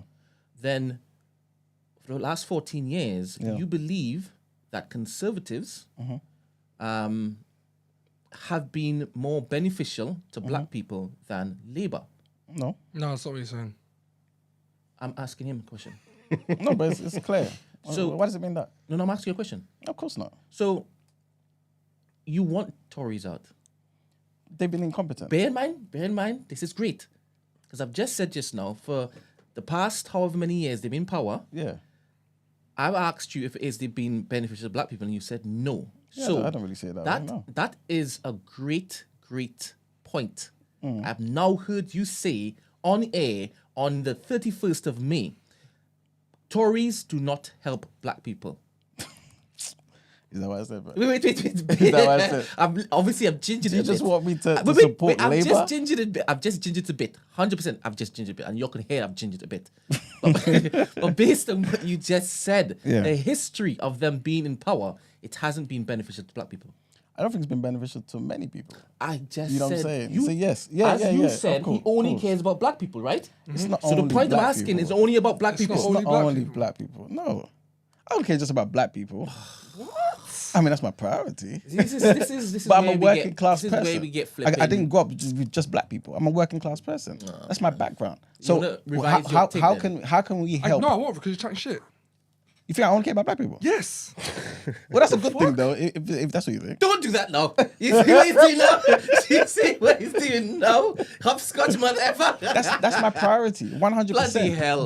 But I know that that obviously policies won't be put into place here or in America or anywhere, right, in the West, that will help just us. Brother, you care about black people, bro. No, everyone knows that that's a fact.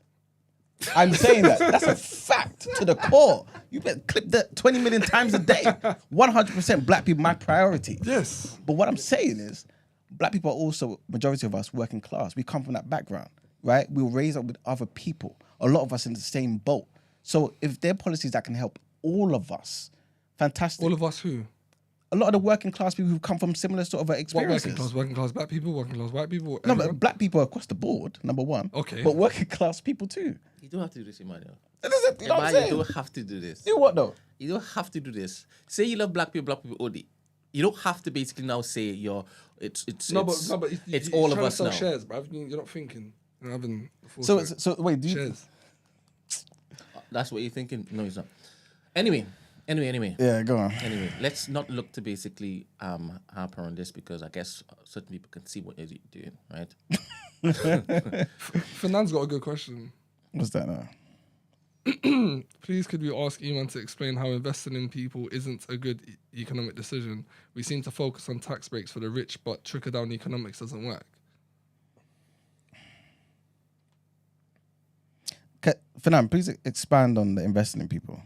How are we, or how will Labour, or how will Tories invest in people? Yeah, that's what I would say. Because I need to know what you mean.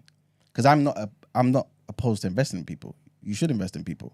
Give people the best opportunities for them to do something with themselves and grow. You know what I'm saying? But that investment looks different in different ways. You know what I'm saying? And again, this is why I talk about the tax thing. Because a lot of the time, governments squander money. They squander money, and all of us have to pay for it. They don't have the money, they borrow. We pay for it. They don't have the money, they print money, we pay for it. Always. I'm simply saying, if there's situations where the best of us, people in our community, who can say they care about those in our community, can get certain tax breaks, right? To get into certain places of power, to create businesses for themselves, own things for themselves, they can potentially help the people within their community. We need to stop thinking these governments care about us. They don't care about black people. They don't care about working class people at all. The Tories have shown this 14 years. The leader of the Labour don't even know who working class people are. How the hell are his policies going to be helping working class people? Like, why are we fighting for these Labour and Tories? Fight for yourself. Fight for yourself. Do whatever is necessary to get whatever you can from any party to benefit yourself and your family and your community. Stop looking to people. Do it for yourself. They don't care about you. They don't. They're the same. They just shapeshift. That's it. So, in regards to voting for the party that does best for you and your interest, if it makes that objective harder, does that sway your decision? Harder for black people and harder for working class. Then it's counterproductive. This is why I want all of us to be educated on certain things. If we can vote as a block, if we can come together in numbers, again, this is why I'm speaking about the Diane Abbott thing. They disrespected Diane Abbott. We came out in numbers and we said, yo, this is not acceptable. Now they're backtracking. This is what I'm saying to you. This is what we can do. Yes, we're only 3.5% of the population, but that 3% have the voice of a 50%. We can come out, we can do certain things and make these people act correctly. None of these people are my friends. And the sooner you realize they're not your friends, the better. Get what you can from them. Benefit ourselves, our own communities. We complain about, this particular initiative has been shut down. Let's create a business and then raise that initiative again. You know what I'm saying? Like, we can do better instead of relying on them. And then every 4 or 5 years we're disappointed. Talking about, they've done this, I'm going to vote for them. They come in power. They've done the same thing, I'm going to vote for them. How long are we going to be disappointed? Own something and change your reality, man. That's it. You've won the crowd back. They're now clapping. Get your shares of TMB, man. Get your shares of TMB, man. I like Mark's question, though. What's that? When he basically asked, do you judge people that vote for a certain party? I'm assuming you don't. No. Yeah. I don't. How about UKIP or Reform. reform? Yeah, but that's different. No, they're doing for self. Man, Yeah, that's no, different for real, man. That's Come on, different. man. The nationalist party is like that's different, especially from being displaced and being in England and stuff. And then if I know that that's your mindset and that's where you want to go, UKIP reform, then I know you're definitely totally against me. Regardless, it's got nothing to do with policy. Just even the way you probably even see me as a human being, that's totally different. To me. Do you? Because they're more ideological as opposed to. Yeah. Like, Okay. in my mind, that's totally different. Gino. I don't know if it's. If you voted Conservative, I wouldn't have any form of disdain for you. I wouldn't look at you any differently. I'd understand that that's what you wanted to do personally, and that's what you felt benefited you, and that's what you've done. You're still Brent to me. I won't look at you in no different way. Like whatever you lot's policies and ideologies are yours, as long as if it's not anything like hateful and stuff like that. And to deter, I'm not gonna like. I don't care. I can have friends that are Conservative, Labour, Lib Dem. It doesn't make a difference to me. I also look at them as all the same thing, and I would also pick what I believe benefits me better. You get what I'm trying to say? If I thought it was a Conservative thing, I'll go with Conservative. In a different time, obviously, the last 14 years again, because it's so much, and we've got history to look at. The last 14 years has been Wild. wild, and it's been terrible. And I personally believe that someone else should have a go now. Like, but in a different settings, I could look at conservative issues, things, and say, okay, cool, this works for me, and go conservative if that's what I wanted to do. And I wouldn't care what anybody thinks. Over the last 14 years, have they now changed what they appear to be to you? That's a good question. The party's not the same. I don't know whether this makes them any better or any worse. Obviously, like the way they look, the way the Conservative Party looks is different to what I used to know it to be. But again, that's just all the black and brown faces at the front and stuff like that. Like, it's mad that it's the diverse party, even though I understand they're not necessarily, like, they're puppets and stuff like that. But yeah, And how about Labour? I just, you know the wickedest thing, yeah, on both sides, yeah, I don't like none of the leadership. No, the question I asked you was, have they changed? Has Labour changed? Yeah, to you.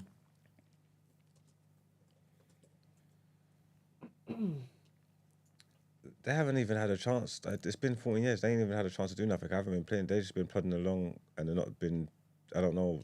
Like, you know what I'm trying to say. Like, I'm only like kind of getting back up on Labour now and seeing what's going on. I don't like the leadership of the party.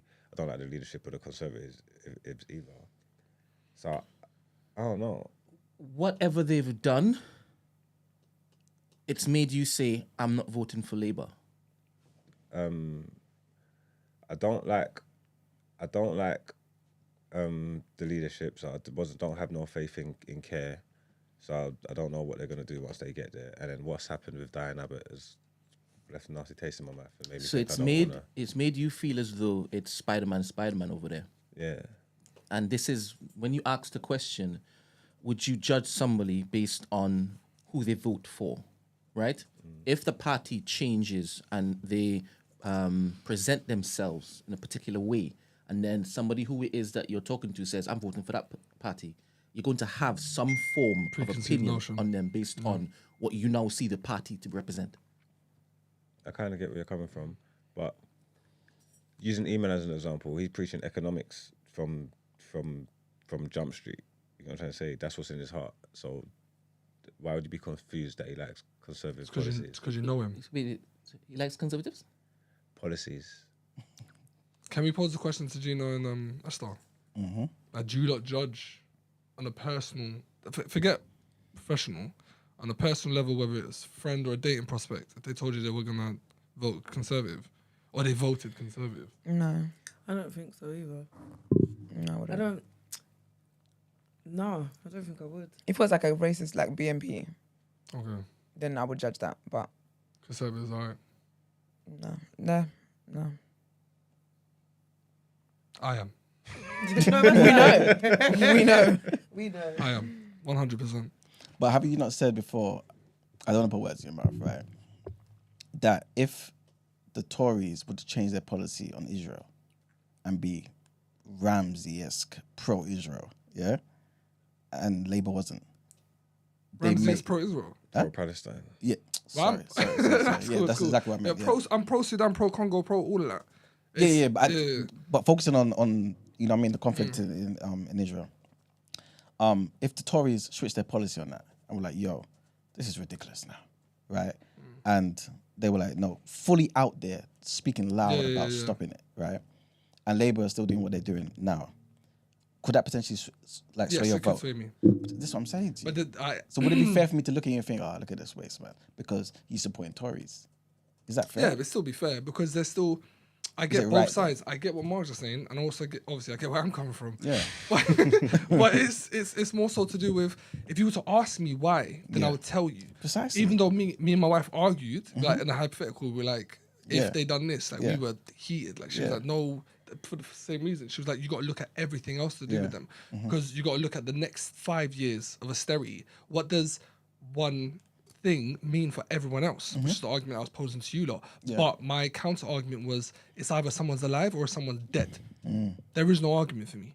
If we're talking about children living and some random Donny in North London is a little bit harder for him to buy milk, I don't care because there aren't children dying. So I feel like it's kind of 6.5 dozen. You know what I mean? Like it's a bit of both for me. That's a good question. It won't happen. But it's just trying to illustrate that how certain people care about certain things, and I don't think you can judge a particular person based on their political party like that. Most of us, obviously, are maybe speaking out of turn, but like or gravitate to or resonate with certain policies from probably every single party. You know what I'm saying? So everyone's got different priority lists at different point in their lives as well. It is what it is, man. I thought it just caused more division if we say, okay, cool, you're a black person, but you're blue. You're a black person, but you're red. You're a black person, but you're yellow. And then there's division across the board. When we could all come together in some capacity and do something that benefits us all. You know what I'm saying? I guess so, but I've definitely seen and met people. You and I both. I've seen and met people. And when they've told me their political views, I'm like, oh, you're dumb. Yeah, but at least they explain it to you. So it makes sense. You're now hearing them. You know what I'm saying? I've just heard nonsense. Yeah, but before that's it was fine. Brexit, right? So usually if someone tells me they voted Brexit, I'm like, you're dumb. Yeah. Why'd you vote Brexit? Because of the wonky bananas. Pause. I'd be like, you're dumb. Because that was an actual thing, by the way. What's the wonky bananas? So EU had regulations in regards to bananas being straight or bent. Pause. Like it was wild. I'm being dead ass. They said we were sick of these EU regulations, and when they were asked to expand on it, they said, yeah, the bananas. It's just dumb. You're dumb. I genuinely have had times.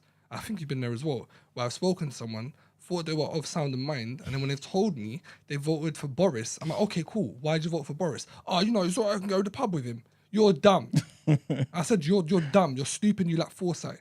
That was the only thing you voted for. You didn't vote for his. I definitely do have opinions. But what I'm trying to say is at least they expanded, so it made sense. You know what I'm saying? But if someone just says I voted this and you don't know them to speak to, you know what I'm saying? Like it's hard to really know who they are and what they like. You know what I'm saying? But yeah, Aren't dumb people allowed to be dumb with their vote? Well, that's democracy, isn't it? Because what qualifies their dumbness? Their pursuits of ignorance. If they want the street banana and they are a member of society, shouldn't they be allowed to vote for that street banana? You're bringing a whole different argument into this. But to answer your question, what makes a dumb person dumb is someone who continues to pursue ignorance, who does no research in their own time to vote. You're dumb. So you've mentioned one person, right? And I don't believe that the large swathe of people who voted for Brexit voted because they wanted street bananas. Actually, a lot of people who voted Brexit, I'm more than confident to say, because I've seen hella compilations of James O'Brien ripping them apart as to why they voted Brexit, is for stupid reasons. Because they don't know us. Because they say they don't know shit. We don't want Europe making our laws. And he's like, what laws? And they can't tell you. Can't tell you a single But thing. you know what it is? That was No, I haven't finished. Go on. I said street bananas, right? But with the James Bryan thing, because a lot of them mask their racism, right? So they don't want to say, because I don't want these people here. So they go, and he ends up getting them to just say, I don't want them to come to the country. Aren't they allowed to basically have that quote unquote dumb take? and say, I don't want them in, so I'm voting for this. It's a democracy, so yeah, they are allowed to do that. And this is what I'm saying. The democracy. Do I think they should is a whole different question. Yeah, because you have your own opinion. Yeah. And they should also have their opinion. You But understand? their opinion's wrong.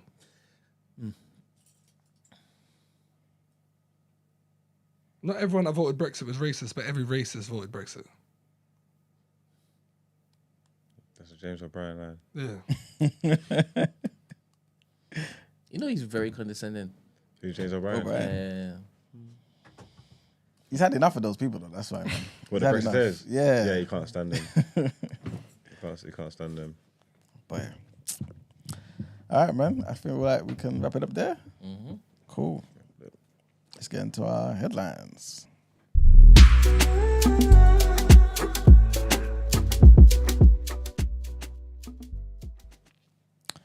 All right, so delegates from the Nigerian High Commission in London are to meet bosses from Teesside University to discuss the treatment of a group of students who were ordered to leave the UK after failing to meet tuition repayments. So the Nigerian students were left distressed and in some cases suicidal after they were involuntarily withdrawn from their courses in order to leave in what has been described as a serious diplomatic issue. So Yemi Soile, who's the founder and head coordinator of the Nigerian Students' Union UK, accused Teesside University of failing in its duty of care. He went on to say that students were not supported, their mental health and well-being was not considered. He also said that about 60 students at Teesside fell behind in their tuition fee payments after the value of their savings were reduced because of the currency crash. He also claimed that they had been misled about repayments. They had come to the UK under the impression the fees could be spread over 7 installments, only to find out that... Sorry, guys. Thank you. Only to find out that the terms had changed at the start of 2023 to 2024 academic year to 3 installments. Next headline, a trigger warning on this one, a big trigger warning. And it's been alleged that a woman was sexually assaulted during a pro-Palestine protest in central London earlier this month. Scotland Yard is appealing for witnesses to the incident, which happened outside of a money exchange shop in Coventry Street in Westminster at about 2:50 p.m. on May the 18th. A 69-year-old man was arrested on suspicion of sexual assault, but he has since been released on bail pending further inquiries. Detectives said that the suspect is thought to have been wearing a light blue shirt with a navy zip jacket. He was described as bald, clean-shaven, and wearing thick-rimmed black glasses. The alleged assault occurred while thousands of pro-Palestinian protesters marched through central London calling for a ceasefire in Gaza. And the last headline, trigger warning on this one as well, guys. And this is, I guess, more information on what we spoke about yesterday. Some sad news, man. And a 9-year-old girl is fighting for her life and 3 adults are in hospital after a drive-by shooting outside of a restaurant in East London. Eyewitnesses saw a gunman on a motorcycle, which police believe was stolen, spray bullets in the direction of the diners before speeding away down the road. The girl had been eating inside the restaurant with her family when gunfire erupted. Customers inside died for cover under the tables or hit the floor in scenes of chaos at the Evan Turkish restaurant on Kingston High Street in Dalston. Police, including firearms officers and London Ambulance services, raced to Hackney at about 9:20 last night. And the child and 3 men who were aged 26, 37 and 42 suffered gunshot injuries. At this stage, no arrests have been made and a stolen bike was later found dumped. And that's it for the headlines. Time to pay the bills. Okay, let's get into some word on road.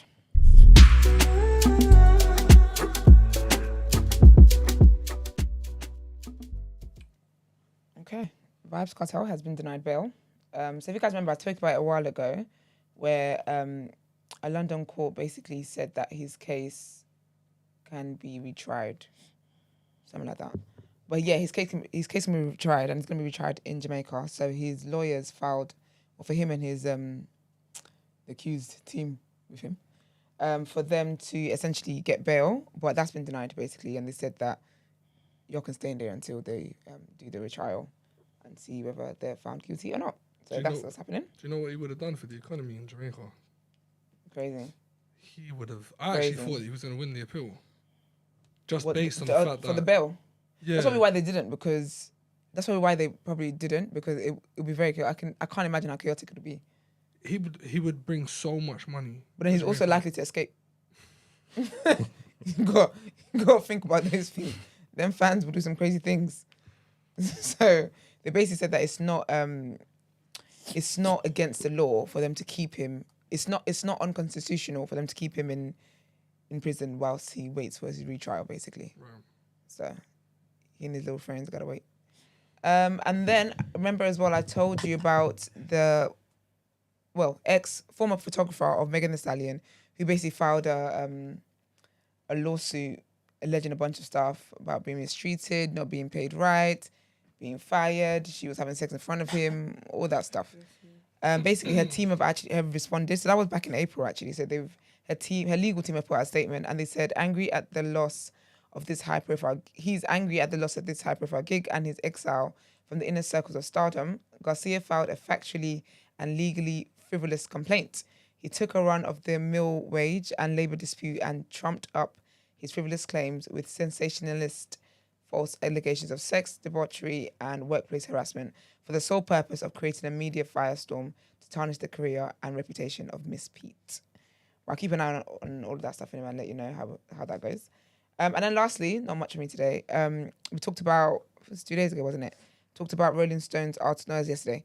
Rolling Stone's article about Diddy with their following their 6-month investigation, speaking to like over 50 people about people that have been around him, like very, very close proximity to him, within Bad Boy, before he was Diddy, at uni, all that stuff anyway. It was a bunch of crazy allegations. You can always check that out if you want to know more details.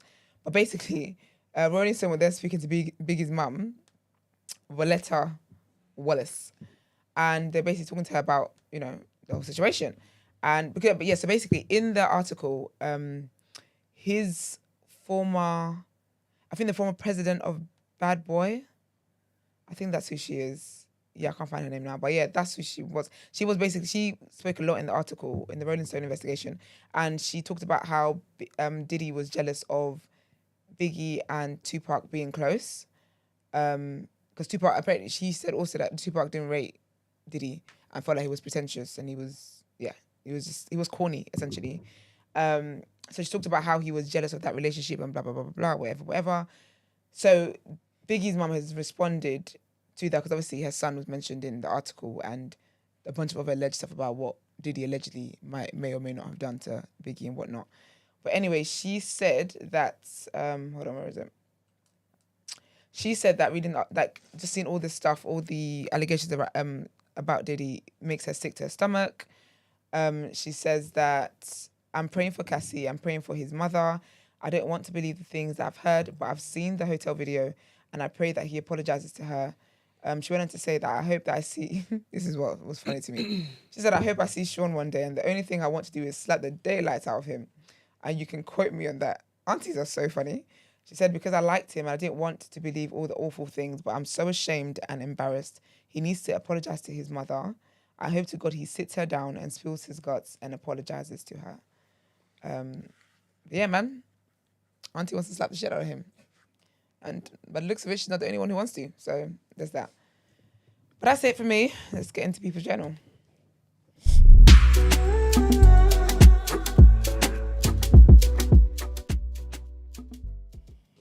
All right, people. Welcome to the People's Journal, where I give you the news from an economics point of view. I haven't got much to talk about. I just lost the article that had some of the things I wanted to mention to Ramsey, to everybody, about what the Tories have done.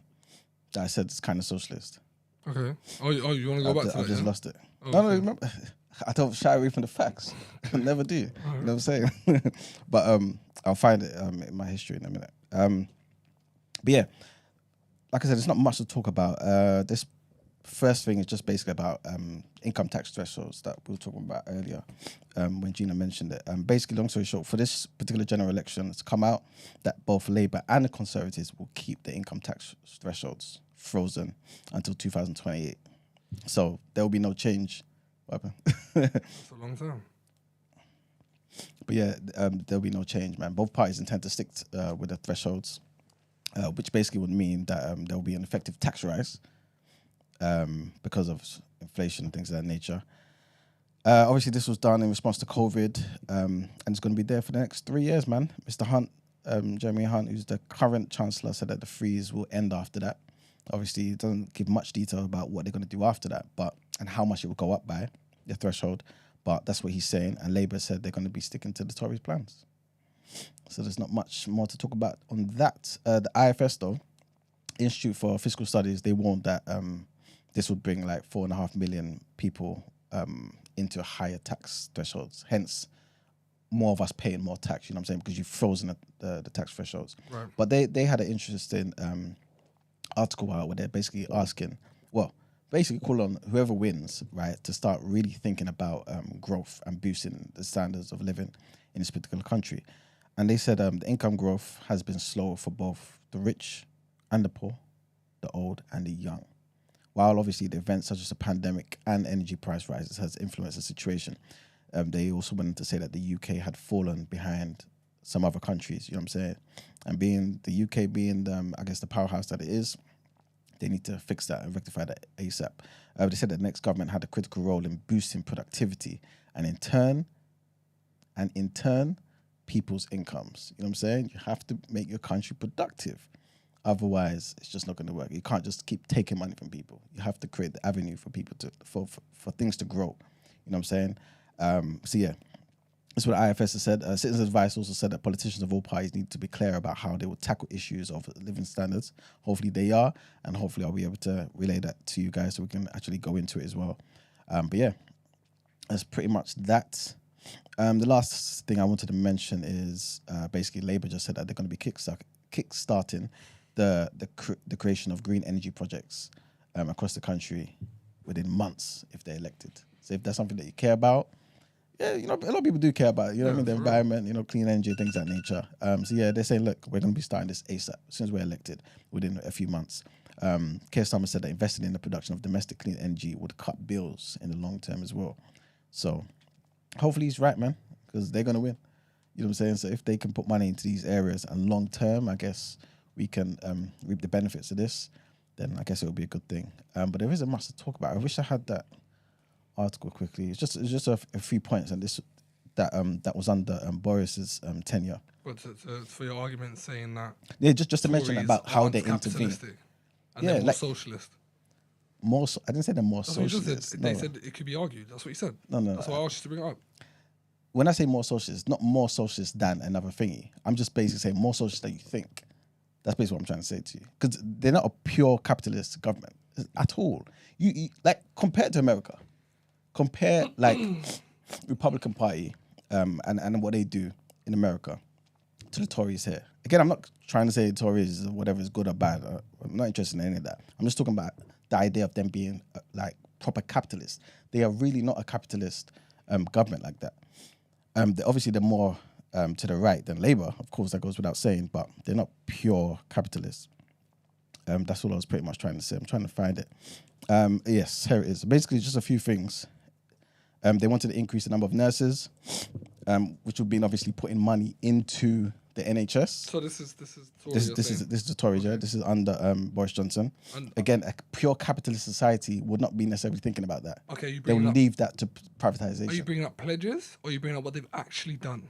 This was the pledge. These were the pledges under It doesn't mean under shit. Boris. That don't mean shit. No, but they did some of these things. Remember, they didn't roll out everything.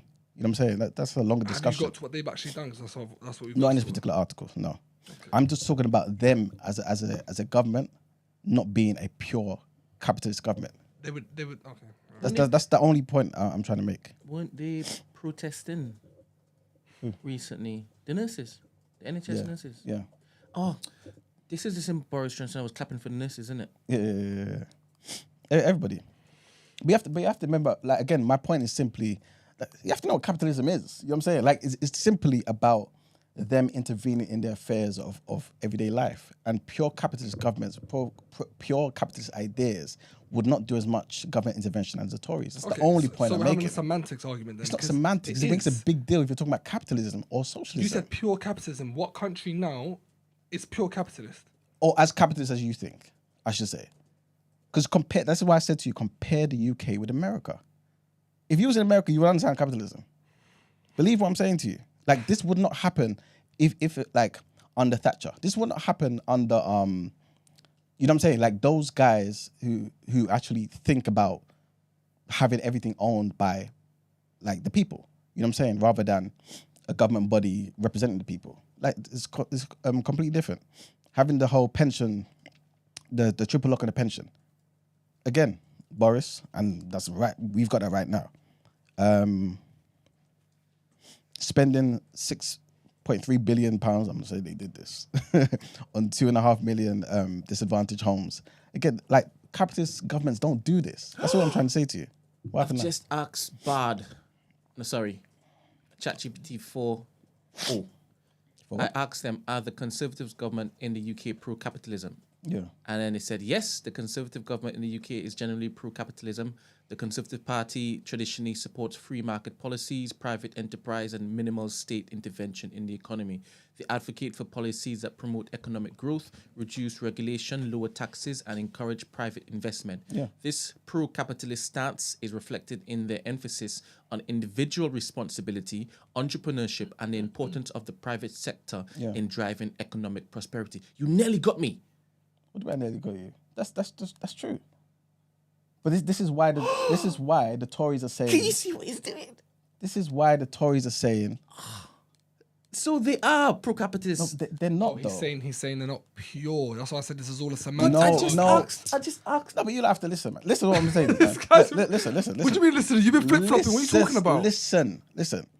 Capitalism. I'm not talking about pure capitalism. I'm saying, I said more capitalists, so they're less capitalist than you think. That's what I said. That's why I said compare. Listen to the words I'm saying. Compare to America. I also said if you were in America, you would understand what capitalism is. All of these things that you mentioned, Brent, this is the reason why the Tories are saying we need to return to traditional conservative values. That would be what you read. That's not what they're doing. Listen to the words I'm saying. Nah. Because that wasn't the They initial wanted to create 250,000 extra childcare The initial argument wasn't, places. let's look at America. The initial argument was they could be seen as being socialist. That's what you said. No, I said they're more socialist than you think. Which I'm saying is wrong. Then I asked you to What show me. is socialism? Oh, no, Socialism let's is not do when that, you 'cause I asked to intervene. No, let's not do that. You define capitalism. How about that? I've What just we defined doing it. here? I've just defined it. This is crazy, man. This is crazy. it. Like you're hearing something else that I'm saying. You're hearing something else that I'm saying. What you just read there, Brent, is basically what it would be in a traditional ideal, I guess, to most conservatives. This is why a lot of them are not really happy with conservatives and say we should return to this. I'm saying they're not living this. That's what I'm saying It to could be you. argued that their vision of being capitalist has brought us to where we are now. But that's not the argument we're talking about. Nothing to do with it. Sorry, Emmanuel. What happened? So you're saying that people are telling the Conservatives to go back Within to the which people are you talking people about? with the Conservative Party. They believe they're too moving towards the left. They're too central. Serious? Of course. Wait. With the Priti Patel and the Yes, forget Suella Braverman yes. and Boris This Johnson is- and Rishi this is- Sunak? Sunak and Boris Johnson are not right like that. No, they're not. This is why I'm telling you, if you knew capitalism like that, you would understand what I'm saying to you. When you say they're not right like that, Yes, in terms of their policies. This is why I read out so many what's of the being things. rolled out, it suggests, and I'm talking about Boris here because Sunak has only been in power for a little while, right? Yeah. Under Boris's tenure, Yeah. you're telling me that the laws that they kind of rolled out weren't leaning towards protecting these filthy, massive companies who are having all these tax breaks and whatnot. Brent, you're missing the point. But this is how I see bloody. No, but you shouldn't. I'm saying to you, that some of these things, yes, they are doing, would be considered, I guess, capitalist. During COVID, Yeah. they were giving contracts to all of their brethren. We know this. No, but this They also screams. gave furlough and thing. And Yes, they gave which enough money is to people. what is furlough? What is furlough? Wait. You do realize that they were quote unquote forced. Oh, here we go. Wait. Go on, talk, Brent. Y'all are so interesting. You're annoying. Tell Y'all are us. so Talk interesting. to us. Go on. In the first place, he didn't want to be doing no follow stuff. He was like, let's just get out there. And all of public opinion was like, what? The rest of the world is doing this and you want us to die? Am I mistaken? Am I mistaken? Rest of the world is doing what? Giving people furlough. Lockdown stuff. Okay. I mean, he didn't want the economy to stop moving. He wanted people to continue spending money and whatnot. Okay. Right? And now that he had to be forced to now shut down, the Conservative Party is now thinking, oh my goodness, all this money is just going in the bin. Right? We're losing money, hand over fist. And they were now forced to do the whole furlough thing. Yeah. Surely you'll understand that. No? All right. Fair. Never mind. I said that with all that money that they gave away, they was going to get it back anyway, so it wasn't as good as people thought. They was going to do things to get it back. But at the time, with the furlough and the loan schemes and the stuff that they was doing, I was surprised that the Conservative government was doing so much and giving so much to people. I was actually surprised at the time. I remember thinking that.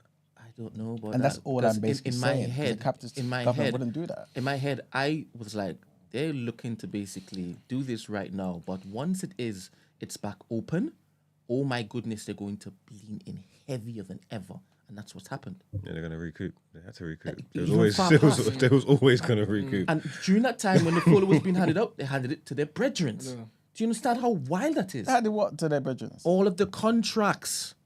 Yes. Well, what? I'm not making this up. No, We reported on this. no, it's because you said the furlough, innit? So I was thinking, you said like the furlough was handed out to their brethren, innit? That's No, why. it was the PPE contracts. Yeah, the PPE and stuff contracts, like yeah, that yeah, and yeah, stuff that they 100%. done. I don't know about you guys. Was but that just that? Wouldn't that have been all politicians doing that stuff? It weren't just the Conservatives, was it? No, it was the What? Conservatives that are doing it. Fine. Yeah, because they were in They're power. in- they're Yeah, in power. They were in But power. you're- No, but Mark is saying if another government was in power, wouldn't they do the same You thing? can't No, do that. No, I was sorry, asking. you can't do that. I was asking. Didn't both sides benefit from it? No, you're not gonna- politicians-wise? you're not gonna- No, I don't know. I'm asking. Okay. I don't know. No. The Conservatives would literally get their brethren to basically, yeah. But Emmanuel, honestly, I find it interesting how you are now looking to say your point about the Tories being a capitalist system or government Yeah. is all relative to America. Why are you saying that now? Have we ever looked to basically have a conversation about, all right, don't call them a capitalist government it's because nothing to do with look at over there in America. No, You got the camera on me, by the way. it's Ramsey saying that you mentioned something about them being capitalists, right? I can't remember and then something you- like that. then you started and I said, playing yeah, and I said semantics. it's not semantics. It is semantics. All right, cool. That's exactly what you're doing. You're saying they're not pure capitalists. You would be angrier than you are if they were capitalists. Believe what I'm saying. No, to you. yeah, but no one's arguing that. No, but that's what I'm trying to say. That's the only point I was making. I was saying to you that the amount of government intervention they do is not what a capitalist government is known for doing. That's the only point I'm making. I understand that, but That's it. Yeah, but you're talking broadly. We're talking relative to Labour. But Initially, everyone coming from knows the that country. relative to Labour, that they're more capitalist. Of That's, course, it then goes why- without saying. that's what I was trying to tell you. Why are we going back to this? No, but that goes without saying, though. Surely. No, yeah, which is why I was confused why you even brought this up. No, but I was basically saying, maybe I misunderstood you. I'm basically saying they're not as capitalist as you think they are. That's the only point I was making. And then I tried to prove it by saying, look at the amount of intervention they've done. But when you look at the say amount that- of spending they've done. When you're saying they're not as capitalist as you think they are, you're saying Yeah. that, obviously, I'm going to assume that you're saying it in relativity to Labour in this country, not in relativity to America. No, just in relation to capitalism. Like if Then Labour it's didn't a semantic- exist. Then it's a semantic argument. Which one? You got to pick which one you want to argue about. I'm down to argue either. Relative to Labour, we know the answer. You know what I'm saying? I'm just talking about the idea of capitalism, right? The idea of capitalism. There's a spectrum, right? But I'm trying to say they're not as far right on the spectrum as you may think they are. The amount of intervention they do, the amount of money they put into the NHS, like I was saying, the But they amount didn't, because I debunked that. They didn't put money in the NHS. That was wrong. have they put any money into it? Now you want me to start quoting proper numbers and You that, told me yeah? I was wrong. I'm sure they've been lowering the budgets for NHS. That's why they've been protesting. Yeah, but have they put money into it though? And let's Because not, the capital. This is the point let's I'm trying not, to let's make not to act you. like socialist schemes like furlough don't help the economy later. It's not just because it's deemed as a socialist thing to do. Yeah, it but who doesn't said mean- socialist things are bad? No No, one said all but I'm socialist saying, things are bad. but you're saying that they do socialist stuff. Yeah, but they do. it can be done for capitalist gains. All right, then. Then you can say that for anything in the No, world. you can say whatever you want to Oh, say. come on, man. Either way, furlough is socialism. Right or wrong? Right or wrong? All right, man. There you go, man. That's what I'm trying to say to you. The amount of money they put into certain things. A capitalist society, if they had like pure capitalist economists around them, analysts, like making them do certain things, we wouldn't have what we're having. I'm not saying it's a great thing what we've got. I'm just trying to say it's not exactly what you may perceive it as. That's what I'm trying to say to you. Listen, But anyway. Shout out Maggie, man. So the E-man definitely said the Tories were socialists. Word for word, bar for bar. All right, cool, man. Cool. Anyway, that's pretty much it for the People's Journal, man. But if you speak to a particular capitalist, they will tell you the Tories are socialists. But that's the last thing I'll say. All right, let's go and see some what you do.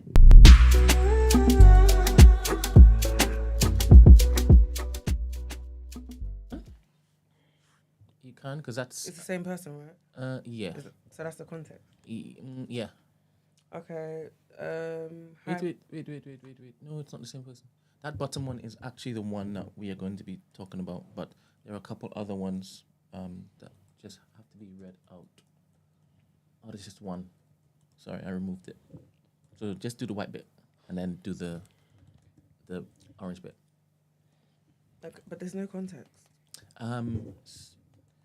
So basically, this fella, Yeah. I think a week ago maybe, he said he wants to kiss a girl, but he wants to know if he should ask for consent. And Margs and Esther went back and forth, and Margs had a terrible take.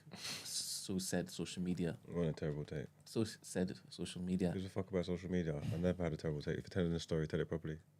Sorry, can you take over, please? Huh? Sorry, can you take over, please? No, I'm just saying. You just don't say I had a terrible take. I don't didn't. mind with how I've told the story. No, but I'm saying if you're going to tell it, just tell it properly. My take weren't terrible. I was saying had a that he take. doesn't need to ask for permission to kiss someone if you're on a date or whatever. You can read the room. There's a lot of signs that you can tell, body language, how the date's gone, all these kind of things. You can read the room. You can kiss somebody. You don't need to say, "Can I kiss you, please?" Is that a terrible take? So essentially, Is that a terrible take? No. There I we think go. it's terrible. And that's what I said. So if you're going to tell the story, just tell it properly. That's all I asked. I don't want to take over or nothing. there was more involved in that, but it's neither here nor there. It's cool. Not anything I said tongue in cheek. You can't do that. What? I said not anything I said tongue in cheek. Huh? Not anything I said as like jokingly.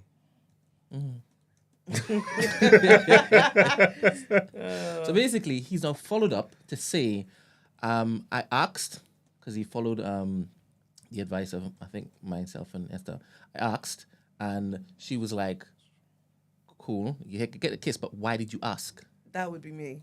Or I probably wouldn't kiss you. I'd find it awkward. Like, I feel like you'd make it awkward. Why are you Basically, asking to kiss me? He followed Esther and Brent's advice, and she basically said, "Why didn't you just listen to Margs?" Oh. Like, So do you get what I'm saying? that's the So context. okay, so I just want to say Daryl's episode was amazing yesterday. I'm going to be gone for 40 minutes in the chat and come back. Can you update the guys? I'd like to hear what Ramsey has to say because he's married and Gina because she wasn't here last week. I did ask to kiss her and I still got the kiss. She did say to me though, why are you asking after, and told me to just read the room. It was a bit awkward, I'm not going to lie. I've kissed girls before, but I just wanted to be sure I'm doing the right thing as an adult, even if it comes across as cringe. Why is asking for verbal consent so layered? Anything, I feel I did the right thing regardless, and I don't want to be doing the same thing I was doing when I was younger. Thanks, dudes. You definitely did the right thing. Just because she didn't respond to it in the way that you may have wanted her to doesn't make it the wrong thing. So you definitely did the right thing. There's gonna be no shock. No answer. I agree with Esther. I don't think it hurts to ask. Who cares? If it's an ick for the girl, we can laugh about it. Ha ha. But I don't think there's nothing wrong with asking, especially if you're not sure. But I do see the whole reading the room thing. If she's showing you signs, she's touching you, she's doing like you like sitting cuddling, then yeah, you don't need to ask. You can feel it. If you go in and she's moving back, don't go in. Yeah. Then you abandon. Yeah. So I personally, I've never asked, but I've been with no one anyway. But you can feel it. If you're hugging and you're getting to know a girl and she's reciprocating the same energy from So who are you. you performing here for? What do you mean? You agreed with Esther, then you went on to say stuff that sounded like you agreed with me. Then in your own personal experience, you ain't never asked. Yeah, but I said the Which same thing. ones? Though. No, but I Man said, said, sorry, who am I Ramsey. performing for? No, but I said the same thing though. No, you said you should ask for I said you asked, consent. but I said no, but I said also read the energy, read the vibe, read the room, read the vibes. I said the same thing, but you were totally dismissing, and I'm saying I don't think you should totally dismiss asking that, because I also said that you don't have to ask it like you're doing a Survey Monkey questionnaire. There's nice ways that you can ask. Do you get what I mean? That there's nice ways that you can ask for that. So he's saying exactly what it was that I said. Am I misremembering? Because apparently all I do is forget things in this room. So No. I hear you. well, anyway. But the reason I'm saying both is because now, if I don't see it. Well, obviously, I'm not a girl. I don't see it as a problem with a guy nowadays to get consent, because shit's crazy out there. All I'm saying is that whenever a SA victim comes forward, yous lot never like to believe them. So I would think that yous lot would actually have actual like document paper these days to get women to sign, have it on camera that she's not drunk. Like I would think you guys will dot all the I's and cross all the T's. I'm terrified, but that should show to you how long I've been in the game, Marks, because I'm married man. terrified. I'm fucking terrified of the women nowadays, because the way these are moving, it's Mate. mad. Like I'm doing exactly what Esther said. Yeah, because you don't like to believe victims, so wouldn't you dot your I's and cross your T's? Simple. But you've been in the game, I don't know. But maybe it's your clout though, innit? Maybe you're blind from clout. What are you talking No, about? that's what I'm talking about. Maybe you're It's mad. blind Do from you know what's clout. so mad? Do you know what's so mad? Yeah. When you said what you were talking about, my head was down, but I knew for a fact what look was on your face. I knew you were smirking. You're a piece of shit. Let's not be silly, Mark, because I think that's you nonsense. What the hell has because clout you- got to do with kissing people It's that different. don't want to be kissed? You're not really moving to girls. Girls are moving to you for the most part. What kind of world do you think I shut live in? up, One man. second. Shut up. You know what it is? I've done too much of a Hold good on. job. I've Don't done put the why you I've put the done too camera much of a on good me? job. No, but typically, sometimes you give people advice as if they're you. It's not. They don't have this. Respectfully, I don't know this person or anything like that, but they can't do the things that you do. They can't move the way you move. I think so. You're setting them up. I think you can't sit here and say that you don't operate from a place of privilege. You're when it comes privileged. to women. Do you agree that you operate from a place of privilege when it comes? Yes or no? Why are you It's smiling a- like it's that? a Yes or no. It's a simple question. You It's ain't got to literally smile. yes or no. What There's has that got to do No, with that's not the question. unsolicited No, kisses? We'll answer that. asking I you- cannot just kiss anybody I No, want. that's not the point. But more girls. What's man talking about? Just because you raise your voice What are you doesn't make you talking right. about? You're not telling me that I can just kiss anybody I want. No Not one's 'cause I'm telling out. you That's that. what you're telling me. I don't just have to- asked you a question. No one's telling you Okay. that. It's a yes or no. Yes. I said, do you operate from a place of privilege? Yes. So what are we talking about? We've done that. That's not nothing to do with clout. No. You're missing the preemptive word before privilege is pretty. Oh, Oh, you know what? okay. You think you're prettier than your clout? Pretty privilege No, is fuck what I outta here. experience. Fuck out here. Do you know what? No, Do you can know I what's just- pissing me off? It's not. No, do you know what's pissing me off It's here? not, First of because- all, don't think breaking up your words, being loud and doing this means you're making sense. You're making no damn sense. Not one sense. Sorry, I'm Gina. fucking with you, Joe. Of course you are. What a joker. So you're Anywho, missing pretty, you know. You're missing the main ingredient of said privilege. Pretty. I'm sorry, Gina. Sorry. anywho, Silly person. yeah, my opinion is, again, I think I get asking, especially because of the day and age we're in. However, I would have found it awkward, personally. And again, for me, it's a reading the room situation. Do you get what I mean? Especially if you've given the right signals. You think you would have given the right signals for him to... But you know what we talked about that day as well, though, is that sometimes some men misread signals. Some guys, you're just friendly to them. Next thing, they think that you love them and you like them. And so now they're moving in for a kiss. And I'm like, sorry? Where are we going with that? So that's the problem with even sometimes kind of reading the vibes. But there's vibes that you can read where it's so clear as day. Like, it's clear as day. But then some guys, just on the basis of a woman being friendly with them, think that, oh, you must like me. And they're like, oh, do you want to go on a date? Of course I don't. Like, of course. No, but that's fine. I do not. I get that, but that's for you to go from there to kissing me is absurd. Like, how do we get there? Sister. I think because I'm seeing some people in chat saying they don't need to ask. Let's not...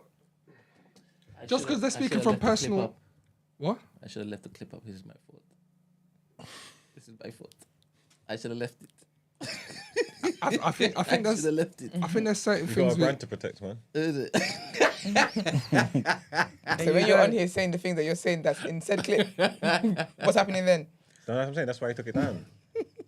It all works for my brand. It's calm. So that- The collective I think might there's, not be good for the collective. You get what I'm saying? there's things we might be missing because I don't think it means anything if man them are just saying no, I don't ask for a kiss and I get a kiss. If the girl's dogged anyway. And there's being guys like that. 100%. They'll move to you. You say you're not interested now. You're ugly anyway. But okay, well you moved to me. That's what, So- that's a different point. But what I'm saying is, what if the because I don't know the guy's name. I wish I knew the don't guy's know. name. Look, If, it's just- wait, hold on. Go on, sorry. Hold on. Because I don't want to shame him for what he's done. What he's done worked for him. It might Absolutely. be icky, I guess so, but they can laugh about it later if they stay together. But I'm saying this isn't necessarily target to you, but other men say, oh, don't need to ask for a kiss, don't need to ask, I'll just go in for the kiss. But if they're dog, don't mean nothing. No, Maybe if this girl was like, Look, yeah, I think most men are not gonna ask for a kiss. I'm saying if that, it's all these kind of things are about your source. You know what I'm trying to say? It's about the attraction level. It's about how good the date's gone. It's about where it's going. That's what I'm saying. When you read the room, there's loads of different things that can go into this situation here. Whether this is the right time for me to go for a kiss or not. There is times when you do read the room wrong and you've gone in for a kiss and someone's been whoa. It's not the craziest in the world. There might also be times where a man asks can I kiss you? But I don't believe, and obviously man's projecting his opinion here, I reckon that would be more of like a game, like a bit of sauce, if that makes sense. It's not necessarily for the consent. It's for the banter. not the banter, but it's the moment. It's like an angle. Like you get what I'm trying to say? Yeah, Like, and you know, because when you're even asking, you should know it's going to be received well with a yes kind of thing, innit? I don't think the whole stop the moment, make things awkward, can I kiss you is the way to go.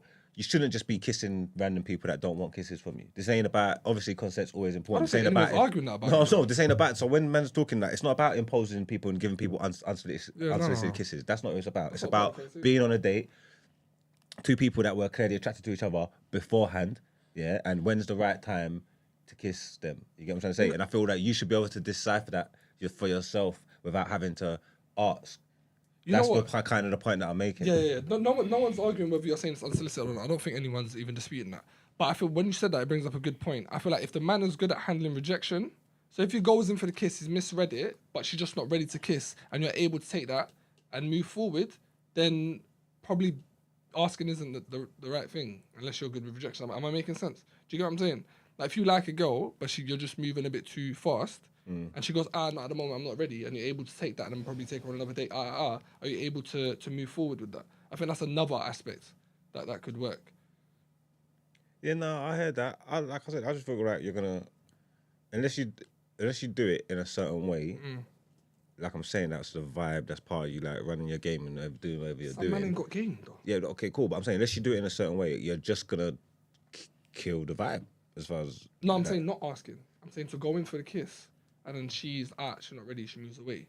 But then being able to deal with that, take on the chin, and then move forward. you got it, man. That's the game, man. Yeah, but some man ain't got game, nor have they got sauce, nor they know how to read the room.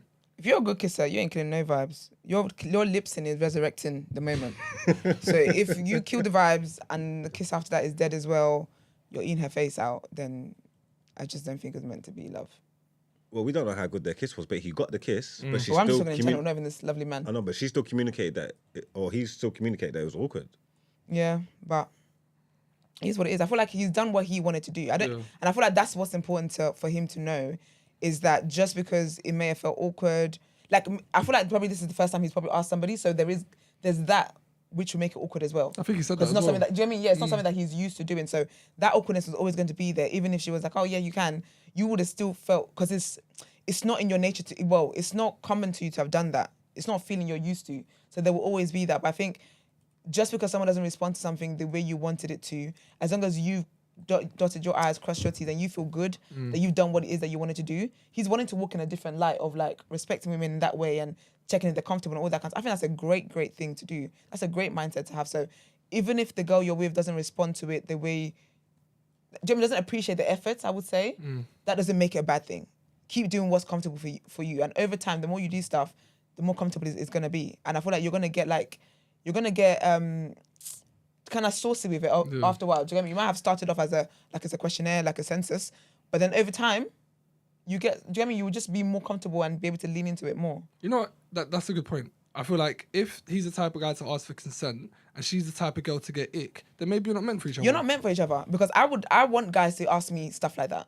Like that wouldn't give me the ick, because I like that kind of communication. So if you're with somebody like that, obviously I feel like she will know how you are and what not, but sometimes, yeah, man, if it's not flowing, it's not flowing. Yeah, we're not everyone's types.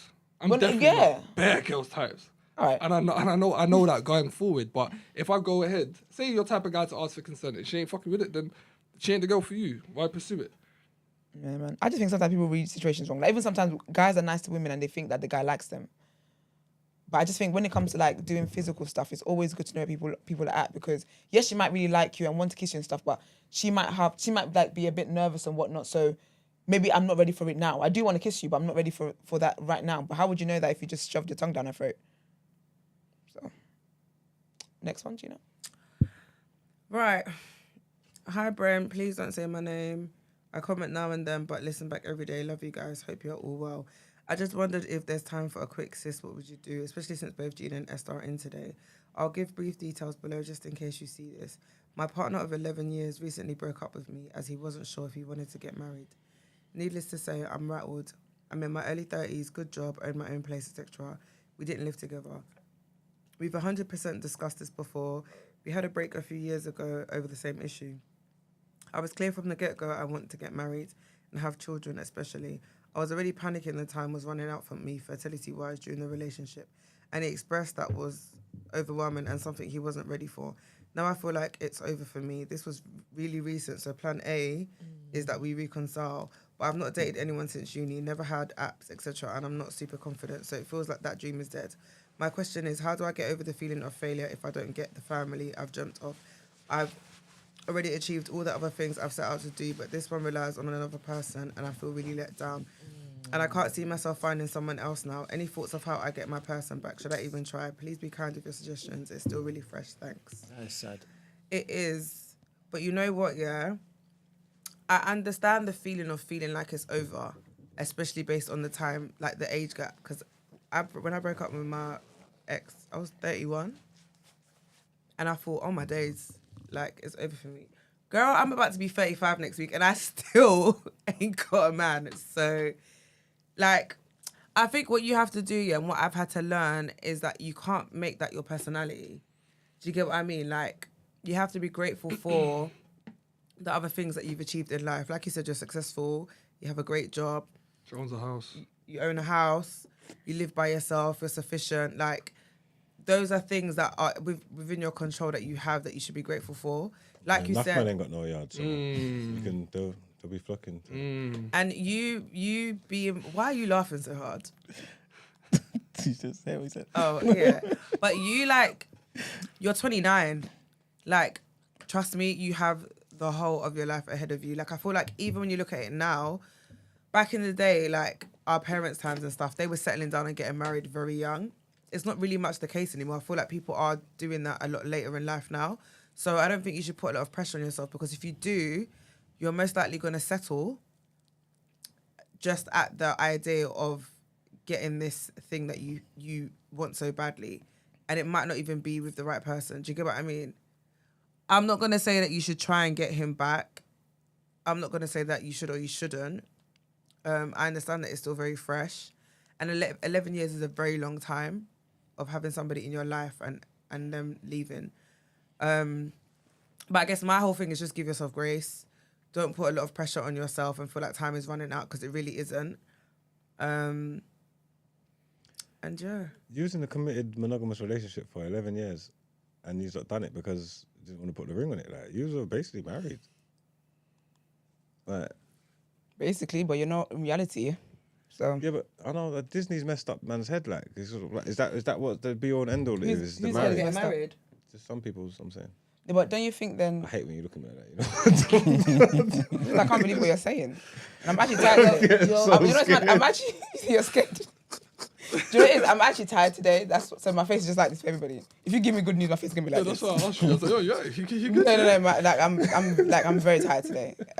Yeah, but it's funny when you say that. I'm trying to lighten up my face a bit. It's funny when you say that, because in the same way you could just marry her. Yeah. Like, do you know what I mean? Like, it works. Both It works both ways. That's true. I think you might disagree with my take. For me? Well, he thinks you're auditioning for something. No, I think forget You him. might as well keep going. Oh, Drop forget him. him. Who cares? No, but Oh, yeah, no. 11 years, Yeah, 11 absolutely. years, no, 11 years, and he knew that she wants to get married, and now he wants to drop her? Nah, move on. Get your money up, hustle. Who cares? You're better. No, I could agree with And that. you know what it is? That's facts, because I feel like what I was gonna say to her was I think knowing that someone doesn't want to be with you is one of the biggest blessings in disguise. Because imagine building a life. I believe that sometimes when relationships end, I believe that it ends at a time when you got less to lose. Because you could have stayed with this guy, you could have had kids and whatnot, and then come to find out like 20 years in that he don't even want to be here. He's here because of the kids, or he's here. Do you know what I mean? He's here for other reasons. That will still hurt your feelings. And in that stage, you got way more to consider. You got way more to lose. Like the pain will be on a different level. I feel like what you need to do, what helps me is that I envision myself like months down the line and where I'm going to be or where I want to be. And that's what gets me through. This is such a blessing. And I feel like in the future, you realize, I don't think it's over for you. I think it's so sad that we've been raised with that mindset of wanting to get married at 25 and da-da-da. Like we've lived lives that's really, really centered marriage and centered men that unfortunately, like it feels like your whole worth is tied to that. You've got a house, you've got beauty, you've got an amazing job. Like you got things working out for you, but because you don't have a husband, you feel like you haven't achieved nothing. That's sad, but I feel like what you need to do during this time is definitely work on that. I would, you know me, I'm recommending therapy, child. Recommending therapy with a good therapist. And I would say that just don't see, like, you have to, when it comes to changing your mindset, you have to intentionally work on that every single day of your life. It's not easy because, again, what your nature is used to is, oh my gosh, I feel like a failure. Oh my gosh, I have no man. Oh my gosh, da-da-da.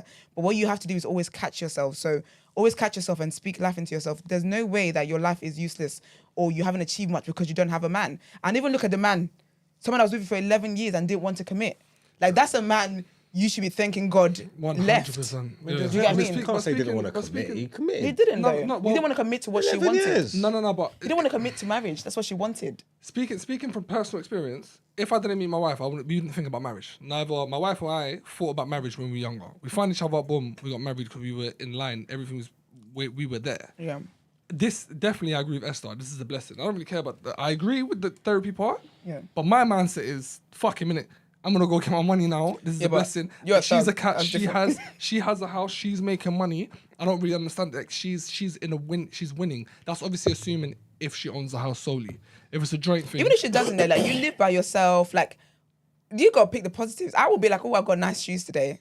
That's a positive, child. Do you know Do what? you get what I mean? The thing is, though, yeah, I understand. The thing is, I fully understand where she is, though, because remember I said before, yeah, how for me, growing up here, for me, success was being married and having kids. Yeah. Like, and it was something that was so, like, Yeah, you wore it in your head. Absolutely. I wore it. Do you know what Yeah. I mean? And because of that, I stayed in a relationship longer than I needed to, just because I wanted to get married, and I'd been in that relationship for long. And then when I left, I had to tell myself that, like, this isn't the end of the world. not the Like, end. There's so much more.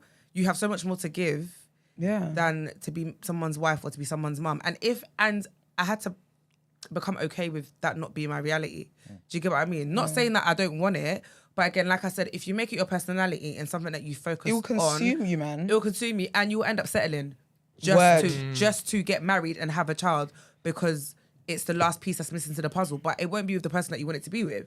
It's just to tick a box. Can I piggyback off that? Yeah. Because I feel like whenever like breakups happen, yeah, if you really sit down and really deep it, yeah, there's things about the person that you were overlooking that deep down in your spirit, you know you shouldn't have been overlooking. They said they went on a break. Like, I don't know when they went on a break, but they went on a break because during that time as well, he still didn't want to get married and blah, blah. Deep down, if you search, you would have known that you were settling and you're waiting around for him to want what it is that you want. And then you're now at this point where, I'll be real with you, I respect the fact that he didn't drag you along because you could have been doing 20 years. Them Love and Hip Hop women, oh, they were putting a shift, honey. They're there. There's women that are waiting for marriage 25 years and they get to the point where they want them propose to the guy and the guy is looking at them like, why are you doing this? Does it matter? With kids Does as it well. matter what his reasons? with kids, Does it with matter like what 8 his kids. reasons are? No. You sitting What do you there, mean? you sitting there saying he's not prepared to commit, and I'm saying I'm saying he's in not commit to marriage. No, exactly. Yeah. No, but I'm saying he is a committed. Dave was in a committed relationship with like 11 years with the break in between, whatever. Yeah. What if it's against his beliefs? What if it's a religious stuff? What if he's just not into marriage? It's not the case of I've committed to you. I'm with you. I want to be with you. We can stay together forever if that's what you want. I'm not on this marriage thing. But you know, there's nothing wrong with that. But you're not the guy for me because what I want is marriage. You can't if your beliefs mean that you don't want to get married and whatnot. There's nothing wrong with that because somewhere there's somebody on the same level as you, on the same frequency as you. But what my beliefs are is that I want to get married. Like, I'm not going to, the way I'm set up, I'm not going to settle on what it is that I want because you're doing the best that you think you can. The same way you're saying you want me to agree with your beliefs, you can agree with my beliefs. It works both ways. And I feel like if you and somebody don't want the same things, there's just no point. Like all it's going to do is build resentment. Once I start having kids and stuff, it's going to build resentment. The reality of life is that she's going to have friends that get married. They're going to go to weddings. They're going to do all these things. And you can say you're fine with it as much as you want to be fine with it. But if that's something that you really want and truly believed in, and then you gave up because the person you're with didn't want it, it builds resentment over time. So if he wants, I'm not saying he's a bad guy. I even said I respect the fact that he was real with her and said, you know what, actually, I still don't want what it is that you want. I respect that because there's people that wouldn't do that. Do you get what I mean? There's people that drag their partners along for very selfish reasons and whatever. So I respect the fact that he was honest with her to be like, yeah, we don't want the same things, or whether she was the one who walked away, whatever the situation is. I respect the fact that it's come to an end because they're not aligned. But I'm not going to. You're not a bad person because you don't want what I want, but at the same time, you're not the person for me, and that's okay. I think I get what you're saying, Mark. So you're trying to say that he was committed regardless whether it was arbitrary in paper or not. So what is the big deal? And I think that's a good point. I get what you're saying about the beliefs, but marriage is the big deal though. So no, yes, marriage is a big deal to her. No, but yes, he was committed in a relationship, but he didn't want to commit to marriage. So I'm not saying he wasn't committed. He was committed. They were together for 11 years. No, that's more commitment. No, I didn't say that either. Yeah. But the way Mark is seeing it is that it's only commitment, fully commitment, if it's on paper. So they're both seeing it at two different viewpoints. Yeah. But they should have sat down and said, what is the real difference? There's a big difference. You think there's a big difference? Absolutely. I don't want to be in a relationship for forevermore. You think so? Absolutely. I want to get married. The paperwork don't. If he wants to do it, you say that, but if you die. No, there's ways. There's ways to. I'm not doing ways around things when I could just have a paper that says, "Hey, I don't like struggle." I keep telling you, I don't like struggle. I like convenience. I'm not doing all that. And I also feel like as well, marriage is a different commitment to being in a long-term relationship. Because if it wasn't that much of a big deal, if it's just a paper and blah blah, then make that commitment then. No, it is. That's a good point. Make the commitment then. If marriage is not that deep, do it then. No, but it's a different level of commitment. It means what Dr. Umar likes to say, on white man paperwork, it doesn't mean shit. It literally doesn't do anything. If you want to do it on the religious aspects, I get it. But you're saying in regards to paperwork, if you have a child with a person and you're not married, legally it goes to the child anyway. So you're not really having to do paperwork anyway. So if they sat down together, so what is the real difference between the two? And I think it's the level of commitment. She broke up. Well, now that I've kind of deep it, she probably broke up with him. Because and I rate that. My thing is though, I rate that. Big up you, sis. You saying that like there's not much difference is the reason why for me it's like then let's just get married. That's what this is it. No, because literally. Because if there's not much difference, if you're saying take the plunge. But I've been committed to you for 11 years, then let's just get married. If it's not gonna make a difference, because you know that it's something that I want. Like I want it badly, and I want it with you. I don't want it with anybody else. I want it with you. You know how much it means to me. You know how much I want this with you. Word. And if you're saying that you don't see it as that big of a deal, then I don't get why we can't just get married. The repercussions of ending it after marriage is a lot more dire. Okay, but no, and this is the thing, yeah. I'm not going into marriage thinking about repercussions. Of course, I'm not gonna lie. Of course. But can I add to that? Sorry, I'm so sorry. Can I add to that? But people grow and change. You grow apart. No, but sorry, can I add to that quickly though? But that's the reason. You see that repercussions and whatever else? That's the reason why people don't make that commitment. So it's still about the commitment you want to make. You don't want to make that commitment because you think, oh, just in case this ends, I'm going to lose this, I'm going to lose this, I'm going to lose that. To me, that still speaks to commitment. So you're not fully all the way committed. But because you can still be committed, but still be pragmatic and think, what if? You're always going to go in your head and say, what if? Yeah, but if you are with me 11 years and you say that you want, like, I'm going to be, like, I don't believe in marriage, but you're who I want to be with for the rest of my life. Get married then, because are you not thinking when you're making me promises that I should let go of my belief of marriage and you want to be with me forever? Are you still not thinking what if? You should be. Does it depend? Do you not care whether it's legal or religious? What do you mean? I'm doing both because I can't be like if I'm of course religious is the most important. Well, faith-wise is the most important thing for me anyway. Yeah. However, it is important legally as well for legal reasons. But if you buy a property, you don't have to be married to the person you're buying the property with. That's fair, but one thing about me, right? I'm gonna dot my I's and cross my T's. I'm telling you from experience. If we're married in the church, guess what? The government's gonna know we're married too. Rishi Sunak's gonna know. I'm telling you from experience. And King Charles are gonna know that we're married. It don't mean shit. That's to you. No, I'm telling you, it's not to me, it's facts. That's great. Don't mean shit. You don't throw the word facts around too much in this room. That's to you. You don't throw the word facts around too much. That's great. I know people that's been in long committed relationships and someone's passed away and it's been tough to deal with all the stuff Bro. as not the wife. I'm dealing with both. I'm dealing with someone who's passed away, me handling their estate, and I'm married. So I can see both. With the situation you brought up, have they got children? I'm assuming not. All right. There is certain paperwork you can have. If they've got a joint mortgage and they have an estate that's jointly owned, there wouldn't be any of that. The mortgage automatically goes to the person that's still alive. But is that all? Is that all? Sorry, that's split up. Or I don't know why I just went to the death part. But then Sorry. what about? So is the process made easier if you're married, if you have the legal paperwork?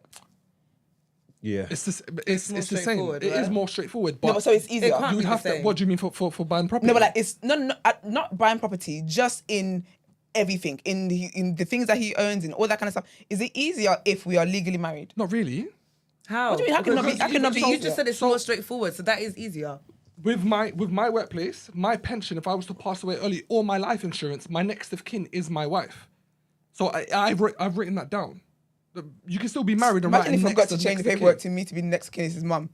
Yeah. After my 11-year shift, Well, auntie. It's not Bastard. automatically assumed. You can still write stuff down. It's not a whole load of paperwork. Is basically what I'm saying. Can I jump in here, please? Because we're Into kind of it. veering away from this babe's dilemma. I'm reading this again, and like my heart is breaking for this woman. So, 11 years, right? And she was very, very clear to him that she was looking to have a child, get married, blah blah blah, right?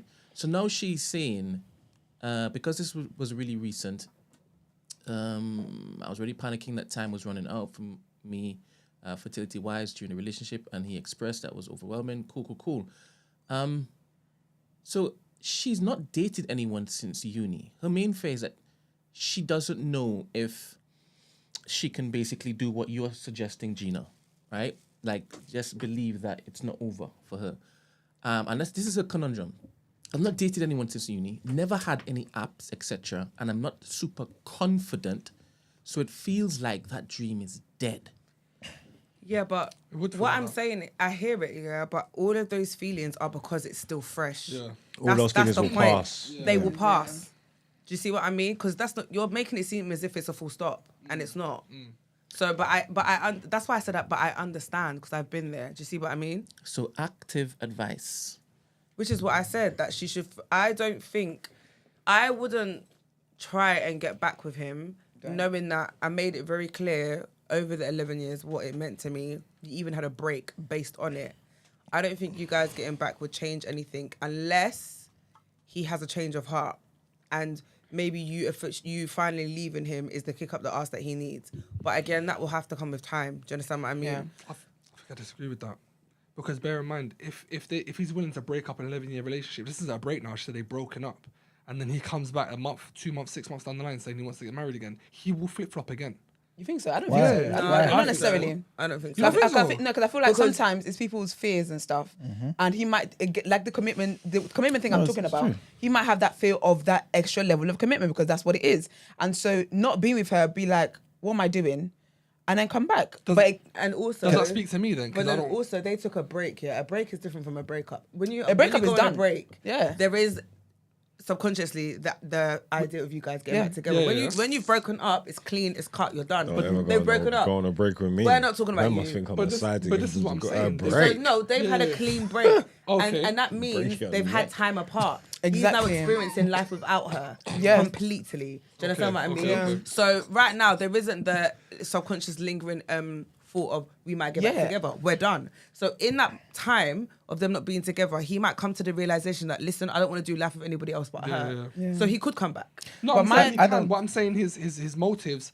He can still flip flop back to not No, but- wanting to get no- married. Maybe it speaks to Yeah, myself. but he still needs, but she would still need to have conversations with him, and I would even suggest couples therapy to make sure you lot are Yeah. on the same page. Because if he does come back, I don't think it should be a case of, oh my gosh, yes, he's changed his mind. Yeah. You also need to figure out why he's changed his mind. I'm taking the first answer as what it is. We're done. You're not Do you coming know- back to me. do you know- We're Yeah, but finished. you're strict.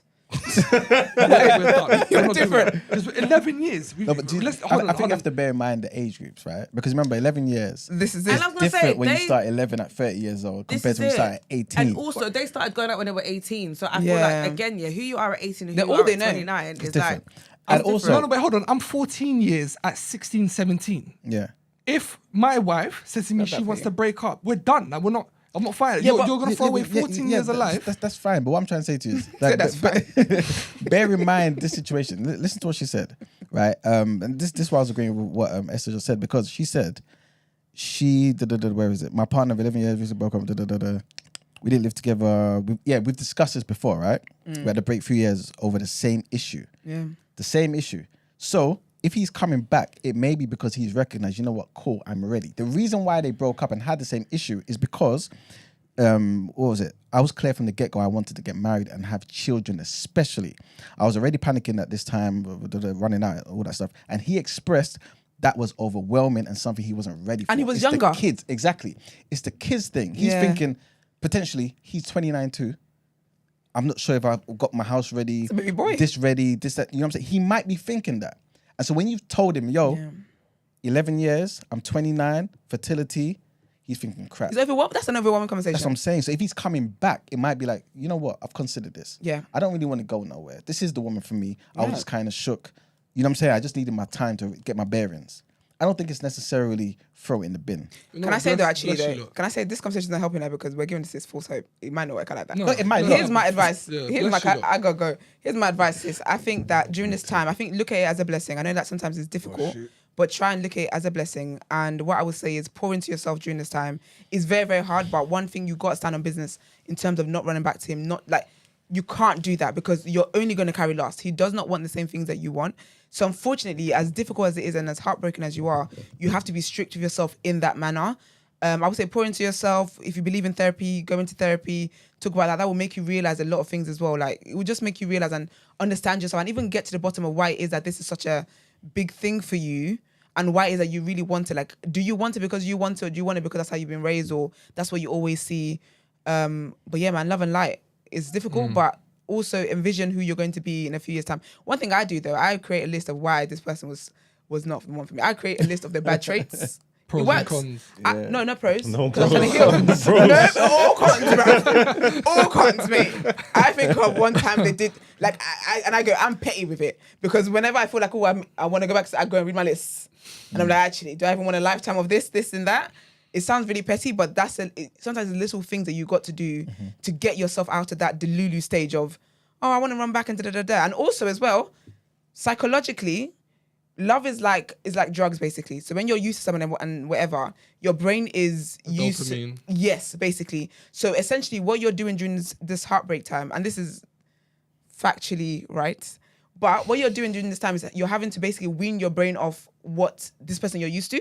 So when you think about him and stuff like that, your brain is used to you maybe messaging him or calling him or whatever. So you have to now start filling your brain with like other routines, and over time your brain will get used to it. That's one of the things that really helped me. But love and light, sis, and I hope it works out for you. But it's not over for you. Don't think like that. Yeah, man. Like, don't think. Just pour into yourself, and the right guy that you're meant to be with will come, and you'll be so glad that this one ended. You sound like a catch. I was just gonna say exactly. Gotta shoot. I was just gonna say, just to echo what Esther said as well. I don't think we're basically encouraging her to be like, oh yeah, leave the door open just in case he comes back. But just more so, if he comes back, it doesn't necessarily mean he's going to be flaky again. What I will say though, if my opinion means anything, is exactly what Esther was saying. Like, it may seem like the world's over now, but you're 29. You're not that old at all. You're fertile, all them things there, but trust what I'm saying. And if the guy was going to leave, this is the best time for him to have left. You know what I'm saying? Thank God that it's not like bloody... With kids. You know what I'm saying? So be happy, man. Be That's happy. the only guy you've ever known. Girl, get your dating on. Not now though. Heal first. But after that, date. But yeah. You can meet someone in 3 months and your life changed, man. And she's 31. Is Oh, she she's 31? 29? 31. Okay. Either way, same Yeah, thing. still young. Yeah, baby Same girl. thing, Yeah. man. With a house and everything You'll she's already be achieved. fine, man. You'll be fine. Yeah. You'll be fine, man. You have a great weekend. I got an appointment. Damn. Okay. Have a good weekend with Esther. See you later, Ramsey. See you later. All right. Can we wrap up there, guys? There's a second one. Oh, what the hell? You don't want me to sleep. Oh yeah, you haven't slept. You just put this in there. Huh? Let's go. Okay. Do you want to read it instead, Emmanuel? It's long, you know. No, Okay. It's fine. I think Gina can do it. Help! He dresses like a youngster. Okay, so I've been off dating for a couple of months now and decided to go back to the Hinge streets. I matched with someone and we've been speaking for the last couple of weeks. Haven't met yet, but from the pictures and FaceTime, he's a bit of me. I like how he speaks, his mindset, banter, how he dressed, which brings me onto my dilemma. In the midst of this, I'm a gym girly and have been so focused on my personal development in my season of singleness because I want to be the best version of myself with or without a man. I've even been approached by a man whose friend goes to my gym. He stops me walking home. We have met a couple of times for lunch, coffee dates, etc. 4 dates so far. On all 4 occasions, he's dressed like a 21-year-old. He's 33. I don't even know what 21-year-olds dress like, but he just looks young. I don't know what to do. So comparing both guys, he's way more intentional, but he felt away when I addressed my opinion on how he dresses. I just suggested that he could have a more varied wardrobe. He wears Air Forces with everything, even shirts and trousers. I love a man in a linen shirt and just plain t-shirt, joggers, smart trainers, and the Hinge guy dresses to my spec. But the pros and cons are that the Hinge guy is given slow love, and the gym guy has already told me he wants to ask me to be his girlfriend and get to know each other within a commitment, which really took me aback. Don't know if he's love bombing or genuine, so that's my dilemma. Who seems best? Because I don't like talking to more than one guy at a time. And how do I update this guy's wardrobe? Honestly, feel like I'm walking with my little brother. Last time he wore a bright orange jumper, a bright green backpack, some Air Forces, light blue baggy jeans. I'm very much a minimalist. Am I being extra? Help. No, I said, let me see the dilemma so I can read it. Oh. You gonna break it down? You know what it... Down the difference of the two guys. I so- appreciate y'all using the TDA submissions wisely. I love it. Keep it coming. Okay, so one of them... Yeah. So one of them dresses like a 21-year-old. She's described as he wears Air Forces with everything. So even shirts and trousers. And then she likes guys in linen shirts, plain t-shirts, joggers and smart trainers. And that's the other guy. I'm going to be honest, yeah. I think I get it. I get, like, you obviously when you meet people, yeah, like you have things that you're attracted to. And I do understand how, like, someone's, like, appearance can be, especially, like, dress sense can just be really off-putting. I'm not going to lie, I've been there, yeah. I have been there. But if we're going to use logic and wisdom and from a big sister point of view, if the other one is giving slow responses and is not moving with intention, then you know what the answer is. Because would you rather slow love, like lack of attention, no intention, etc., but he dresses to your spec? Or would you rather the other one? And you can always update a man's wardrobe, sorry, but have you not seen the trends on Instagram where they're talking about the black woman effect when white men have started dating black women and how they've literally turned them into daddy cools compared to before they met them? You can always upgrade I feel like that's something that can be worked on if the person is willing, but you also have to accept someone for who they are. Do you get what I mean? So yeah, my big sister advice would be to focus on the one that's reciprocating the energy that you want. Can I also say, just ask, could it be also a thing where this is really, again, I'm definitely jumping here, but the guy dresses like he's 21, yeah? He might have a 21-year-old's mentality. He's 33. Yeah, but he might have the mentality, and so he just wants to jump into it and make you his girlfriend. It may not really point to anything of real intention in terms of substance. We can't say that though. Yeah, that's what I was about to say. Because we don't know how long, like... She said it's quick though, innit? Did she say it's quick? She just no, met him she kind said of that 4 he dates. wants... She said... I thought that's what What she does said. dress like a... is who's to say there's 4 dates were in the space of a week? Do you see what I mean? Like, Yeah. and remember, like, you know how sometimes you could be talking to someone so intensely that it feels like you've known them forever. Do you get what I mean? Sure. So you can move fast in that scenario because it's just been very intense. So I don't think it's fair to say that him wanting her to be his him wanting her to be his girlfriend is like not gonna have any substance to it. I just think you can't base your decision based on someone's drip. I'm not gonna lie, it's quite childish in my opinion. But that's me being a big sister. So, and I don't know how old you are. Oh, you're 33, girl. No, Is she 33? it says age dilemma. Yeah, her age is 33. Okay. So you're grown. No, you're grown. You should know better to judge a man based on his drip. I'm not gonna lie. I think she needs to mention how she dresses. She said she's a minimalist and she's a gym babe. Gym babe, so she wears Gymshark. No, don't do that. Not everyone. Not everyone who goes to the gym wears Gymshark. A lot of the girls I'll be seeing wear those things, wear like the leggings with the bum thing. A lot of them are wearing that. No, but you know Gymshark aren't the main brand for that, so I'm gonna push back. no, but they Just can wear the saying. bottoms, Nikes, what's it called? Athleisure. It's a lot of Yeah. athleisure wear. Yeah? Yeah. Which I ain't got a problem with. It's cool. Yeah. But I think it needs to be discussed. I see your take. What? I'm an athleisure babe. He's saying Yeah. for her it might be that whole Jordans with everything. For him, it might be the little line between the bum cheeks. Spider-Man. You're actually annoying. Spider-Man. I can't be mad at her for not liking the way someone dresses. No, but neither can I. Yeah, but to put that, to pit them against each other on just solely that. But that's why I'm saying it. Yeah, it's nuts. And with you doing that, you've already given the differences.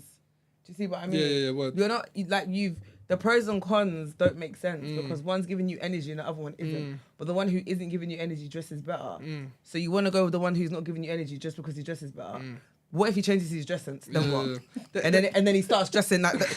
Do you see what I'm trying to say? That's why I'm saying it doesn't make sense. Like, Why is he wearing the linen guy- shirts in London? No, but are we on holiday? I think the thing that she likes personally is not. That's not my style at all. Obviously, but Wait, the Air wait, Force- she said she likes linen and what? Linen. Do you know what it is? I like a linen on holiday. No, I like a linen on holiday. She goes, I like linen shirts on holiday. Okay. No, she My didn't say on holiday. I'm saying. Okay. She said I like linen shirts. I don't want to see you in linen in London At all. Plain t-shirts, joggers, smart trainers. Like, What's smart trainers? I don't know. Is it designer trainers? Zara and Because that, to me, no, It's I definitely promise you, designer she don't want him. I promise you, Bottegas. she does not want to see him in no-name Yeah. trainers from Burton. Yeah. No, She True, don't want you me. know. I feel like no, she wants. She don't want me. I doubt it. £300 Sis, correct me if I'm wrong, but I'm sorry, but smart trainers, like it's not giving no name. That's You're gonna oxymoron. give me a designer brand, yes, Indeed. Balenciaga, Bottega Veneta, whatever, That's all- because. they're rank regardless. But there's nothing wrong with. Disgusting. The thing is, there's nothing wrong with Air Forces. That's what I was gonna But say. you know what? Yeah, I'm not gonna lie. Maybe it's because I live and athleisure all day Yeah, long, yeah, and yeah. I don't wear anything else But to be unless. fair to her, Gina, she's saying it's because it's with everything. No, but Air You know what I'm Force. saying? The Yeah, man, but the man, I got. the yeah. man who wears Air Force Ones with everything can be swayed with his fashion sense. No cap, you can be swayed. Because he has a very basic understanding. Wild basic. Literally. I don't know if it can be Why- swayed, to be honest. Why? can be Because swayed. is that you? That guy can be No. swayed. Because he wears Air Force with everything, I don't know if he could be swayed. No, his personality, surely. No, No. but I feel like. No. With everything? No. Let me tell you something though, yeah. Interesting. Let me tell you something, yeah. When you really like a person, yeah. When you really. I know someone who their brand originally was a certain type of way and how they used to dress. And even the man them laughed at him and got onto him about the certain type of trainers that he used to wear and whatnot. Brent, do you know where I'm going with this? Because Yeah. if you haven't caught on by now, No, 100%. thank you. 100%. Then he started dating somebody. There we go. That's what I'm getting to. Yeah. He started dating someone, Yeah. and I was even like, Ross, swear down. Yeah. So you're saying He to her, started she needs to wearing. get her pussy She up. she molded him into the man that she wanted him to be. She upped his. I could see it, even in terms of fragrance. I thought, when did you care about any of this stuff? Because I've been friends with you for years. She's right on the nose, by the way. But you get my point, yeah? And we all watched and saw the transition. And it wasn't bad. And it was a nice upgrade. And I think she brought the best out of him. Yeah. I think that he just was very much comfortable and used to a certain way and wasn't open to experimenting. But because that was her bag, she helped him navigate that space. 100%. So for me, that's why I'm saying it's like, I don't think you should like write someone off because of that. Because as time goes on, you never know. Like, do you know what I mean? But bright orange jumper and a green whatever. Yeah, that one is down bad. I'm not gonna lie. You guys are describing Kunle kind of as in he's like, this is my expression. This is who I am. Who's Kunle? The guy who came here with the pink. All Big up K. No, because I don't think he's the same. I don't think he's the same. I feel like there'll be a lot of women that like the way he dresses. You can't put that guy in the same realm as the Donny that wears Air Force Ones with everything. You mentioned bright orange or something, right? No, bright orange. He was wearing wild colors. You can see the vision that the other guy had, your friend had. It's very different. No, you The mentioned cameras on bright what? orange, Yeah. and then I was speaking to that. No, he had a bright orange jumper with a green backpack and something else that was on the thing. I don't have the iPad with me. She said so bright I was orange speaking to that. jumper. Loud colors. It's not the same. Basically what As in, he expresses himself how it is that no, dresses. he doesn't know how to dress. Oh, come on. I'm not gonna lie. Bright orange jumper, light blue baggy jeans, a green backpack, and Air Forces is sending me. Yeah, that's For you, it's Yeah. sending you. no. Please stop. Like, you know what you're talking about. Stop. Especially when it comes to the way people dress. That guy, your friend, he has a specific way he dresses. I'm not comparing. It is very different to this Donny What rolling I'm up. saying is that the guy who she's talking about has his own personality. In my head, he dresses how he wants to be seen. He sounds like he dresses. He sounds like he puts on clothes that is clean for the day. He doesn't have the foresight Don't to you wear. think that you are basically you're projecting? Don't you think that you're basically making this up as you go along? No, Really? because there's loads of men who don't care about what they wear. There's loads of men who just fling on what they wear. You think the guy who wears Jordans all the time, and I don't think it's just one set of Jordans. I think he's Air a Force Jordan Ones. guy. Air Force Ones you're talking about. Cool, whatever it is. They're If two it's- different things. what is it? Is it Jordans or Air Force Ones? Air Force Ones. She Based on said- what she wrote down. Your Jordans, you're talking about something else. Yeah. What are you Is talking it Air about? Force Ones? The way she Yeah. said Air Force And he Ones. always wears Air Force Ones, right? Yeah. Is it just one type? In my head, it's different types. It could be black and white. So what? Can I be honest? What, a man that wears black Air Force If you Ones? wear black Air Forces, it speaks to you know what I mean, That's though, what I'm trying to. innit? Brent doesn't get it. That's what I'm You trying know to- what just I trying mean. to- Yes. That's what I'm If trying it's to white explain Air Forces, that one I can. Brent doesn't I can- understand. He's arguing something I he am doesn't understand. only going off the back of what has been given to us, Yes, right? she's I know painting in the the picture. field I've asked for as much detail as possible, but what I'm hearing you say is that he doesn't know how to dress full stop. Yes. Right? And I'm saying, I don't know if it is that is said in there. It sounds as though she doesn't like how he dresses, right? This is what I'm getting from it. And you're saying, no, the combination that she's basically told, nobody will like what the guy is wearing. Because the guy, he's either colorblind or he doesn't know how to dress. That's He what doesn't you're know how to saying. dress. All right, fair. He doesn't know how to dress. There's a set. You can peg people. Pause. You can put people in certain categories in the way that they dress. There's people who don't care. I have friends who don't care about what they wear, and I have friends who care a lot about what they wear. I think I'll put that guy into the category of someone who doesn't care about what he wears. My point, anyway, is if he's a good guy, he's a good guy. If what you're saying is to be true, I don't really mind if it is or it isn't. Then it sounds as though he could be open to changing his wardrobe. Exactly. That's what I said. If he likes her enough to basically listen to her advice. Mm. But it sounds as though, based on what she's saying, she has a problem with this. Yeah.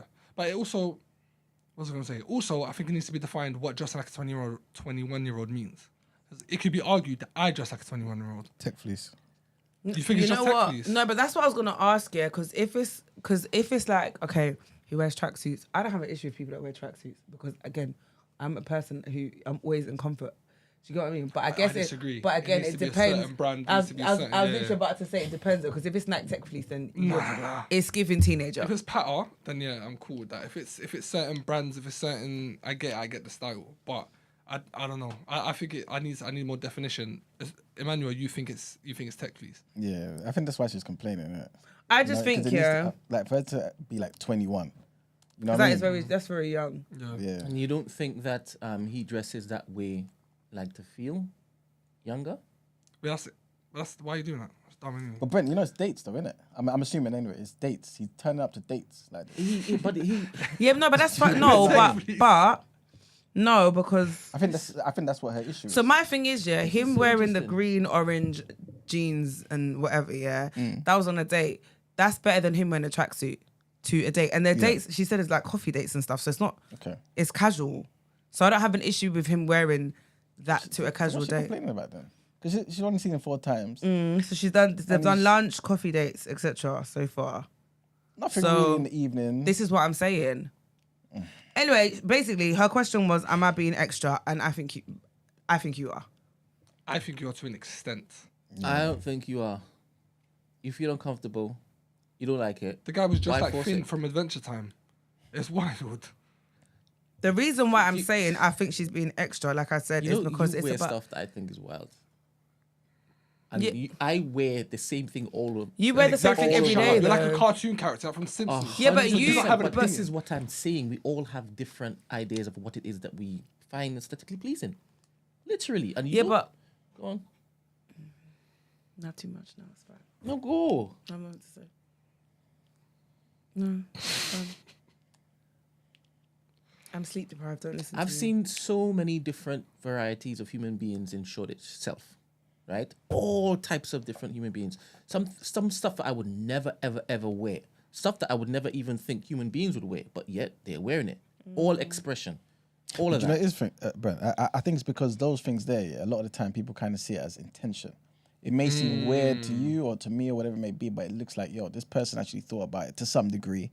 Or I fill my cupboard up with certain things to some degree so I can look this particular way. It's kind of like Kay as well, isn't it? You know what I'm saying? Like, it may seem wild to certain people, but it looks like he thought about it. There's intention, there's meaning, you know what I'm saying? And he wears it in such a wonderful way. But this brother here, the impression she's given is that, yo, this guy just wakes up and there's no thought to, you know what I'm saying? Like, it's literally just, I need y'all to as long as stop it's clean, it's calm. doing what y'all are doing. Because I would look at what an outfit that Kunle wears, Yeah. and I'll be like, what the hell? Yeah. No, but it's still two thought about it. separate But Listen to what I am saying. yeah, go on. You're saying it's two separate things, and all I've said is, you want that? I have said that that particular person, he's wearing what he's wearing for a particular reason. You claim that it's not intentful. Not at all. You see? And we haven't even seen the outfit. Because she described it though with the words. No, And I think and it I is understand This words. is No, it is crazy. intentful, This though. is crazy. You don't just wake up and pick a green bag and an orange jumper and thingy and not... You've done it intentionally. No, as in his mind has taught him to pick up the shirt and put on, yeah. But he he put on what was clean. If he put No, that you're on, silly. That's the impression she's if he given, put though. that on with proper mind, that oh this looks good, I'm on her side. You know, I can write a dilemma where I can describe what you're wearing and it come across as though you had no thought at all what you put on. Subjective. So everything we're talking about is No, my shit is hard. What that guy's wearing is shit. Anyway, I feel if it is that she doesn't like how it is that he's rocking up like a 21-year-old, because she's specified 21-year-old, so she has. She likes particular- more mature. Yeah. men. And if it Linen is that, shirts is crazy. if it is that he's not looking to basically change because that's his identity, then that guy ain't for you, because it's always going to annoy the hell out of you. I think he will change though, that's what I'm saying. If her pussy game is stepped up like Gina was suggesting to the other fella. When did I say she needs to step her pussy Essentially, game up? no, you didn't. But I basically, didn't. you said he got with somebody that was Yeah. a. Whew, Oh, he and was punching, basically. that did not say that, but cool. Okay, so you're basically saying he got with someone that... No, but I'm not saying that. I'm saying that she leveled him up, not because her pussy game was stepped He up. was willing to listen to her Yeah. because of how much He liked her. Liked her. Exactly, but it's still early days. That's why I'm saying things could change. So early days, it could still be a case where she could basically exert that particular for him to change. Fair enough. Test it. Try it. Ask him if the next day, if I choose like what you'd wear, would you be open to it? Just ask, especially if it is that you like the guy. 100%. Ask. There's no bloody hurting in asking. All right, so yeah, we've covered that. Please, you know what? You can come back to us with more context, to be fair. And then we can... Or be sneaky and take a picture. No, I'm joking, don't do that. But yeah, let's get into our last set of headlines.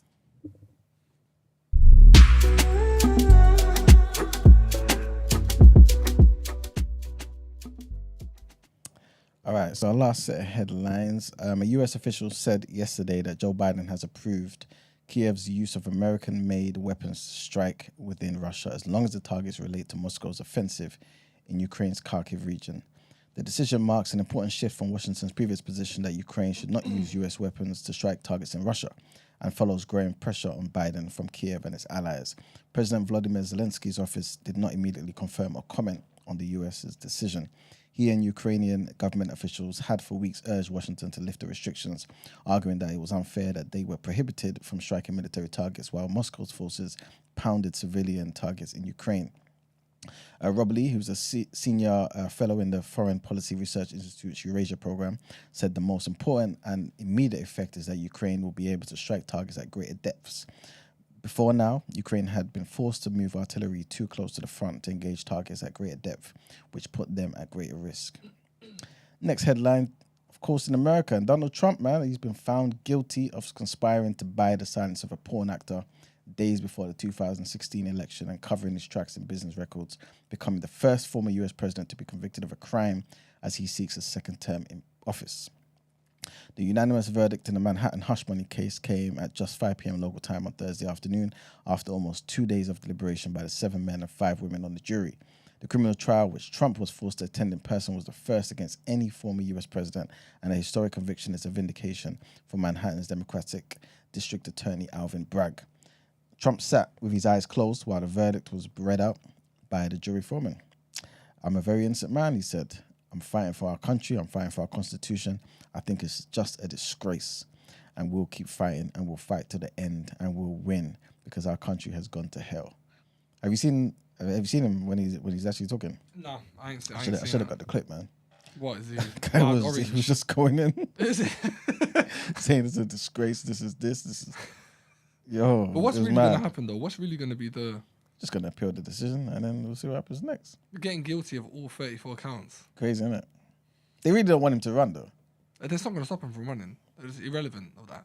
unless they put him in prison. You got Genocide Joe, and you got this criminal. Who Two would you prospects. choose if you were forced? That's when I had to spoil my ballot. No cap.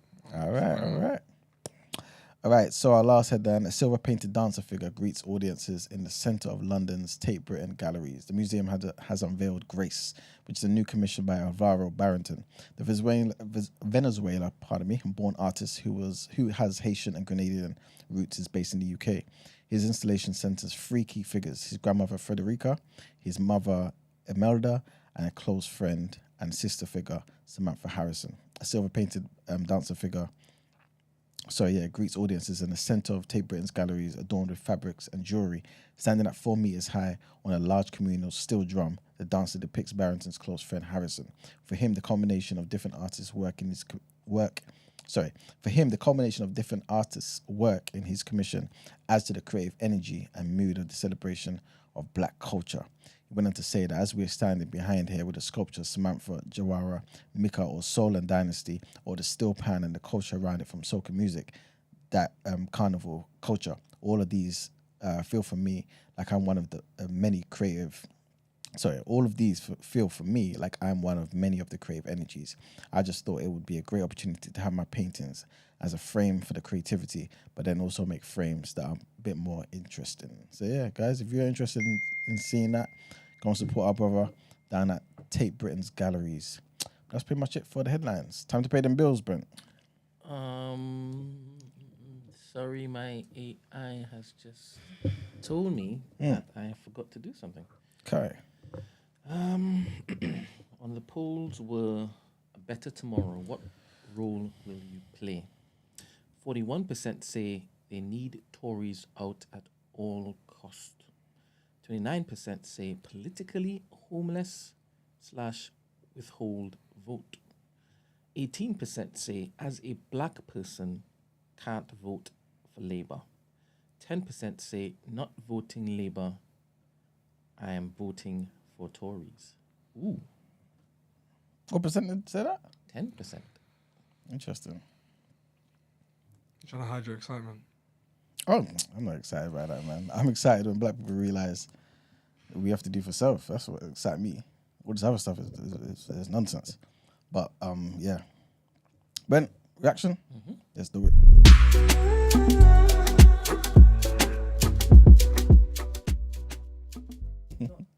Mubs isn't here to be fair, so hopefully your football talk won't take long.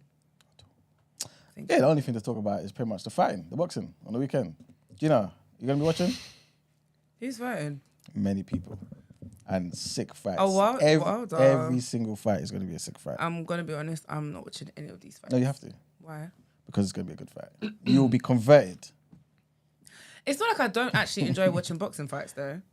But a lot of them, obviously, the times that they are, all of that stuff. Well, this is in Saudi Arabia. So it's gonna be a good time for us. Yeah. It's gonna start like what?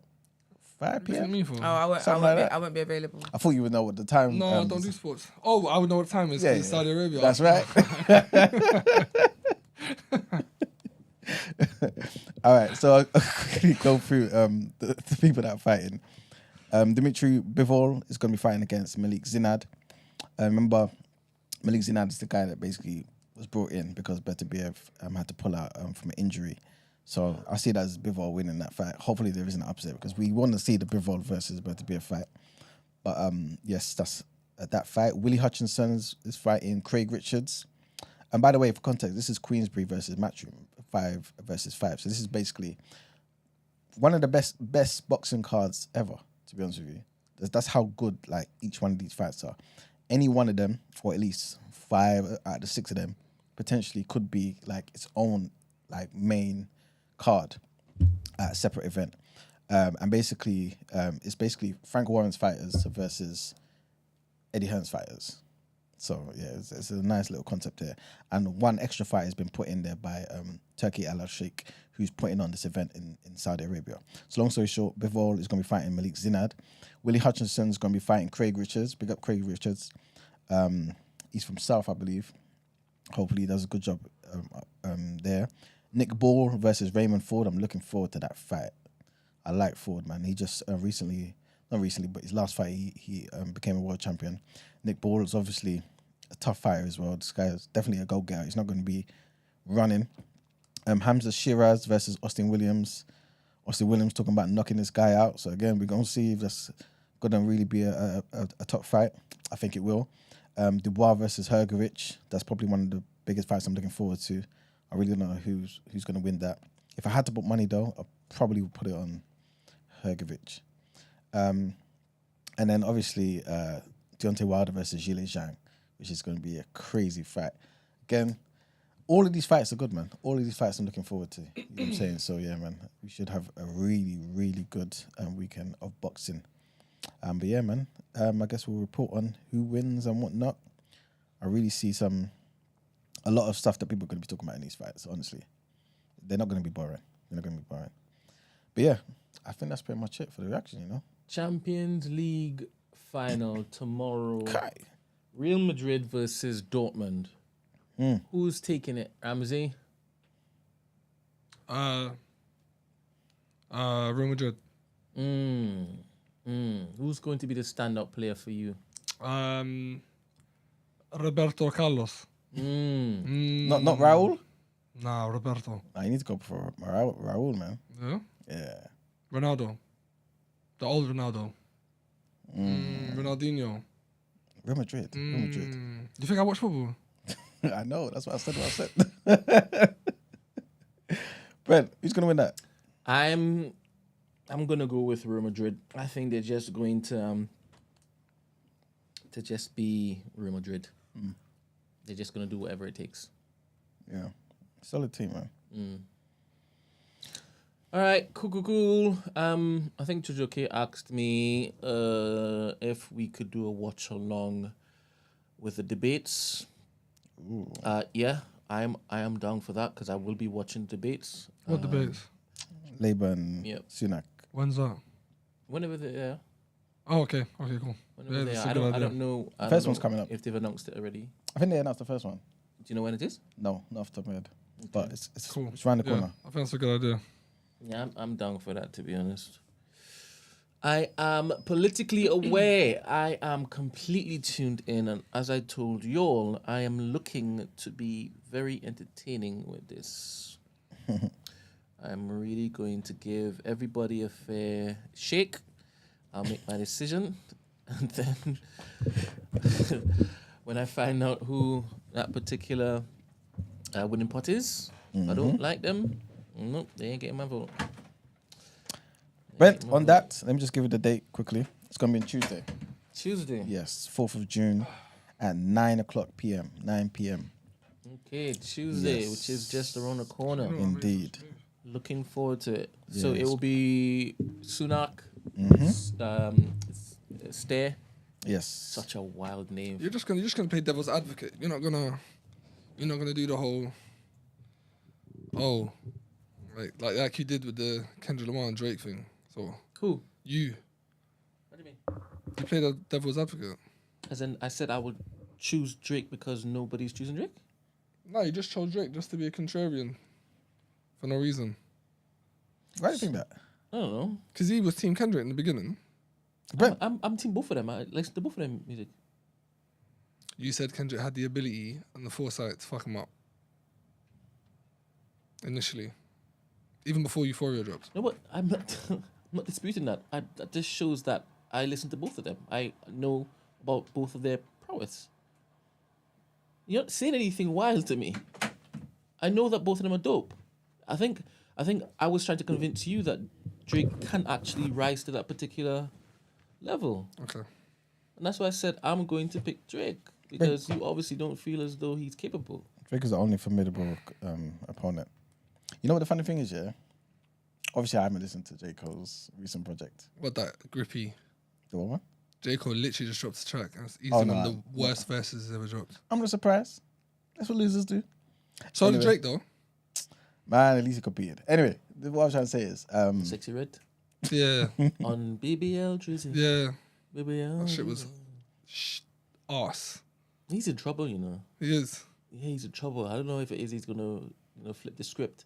He knows what he's why done. It's do you think finished. he's in trouble? Because like anything he puts up, people are just looking to just lambast it. Like really, really get on to him.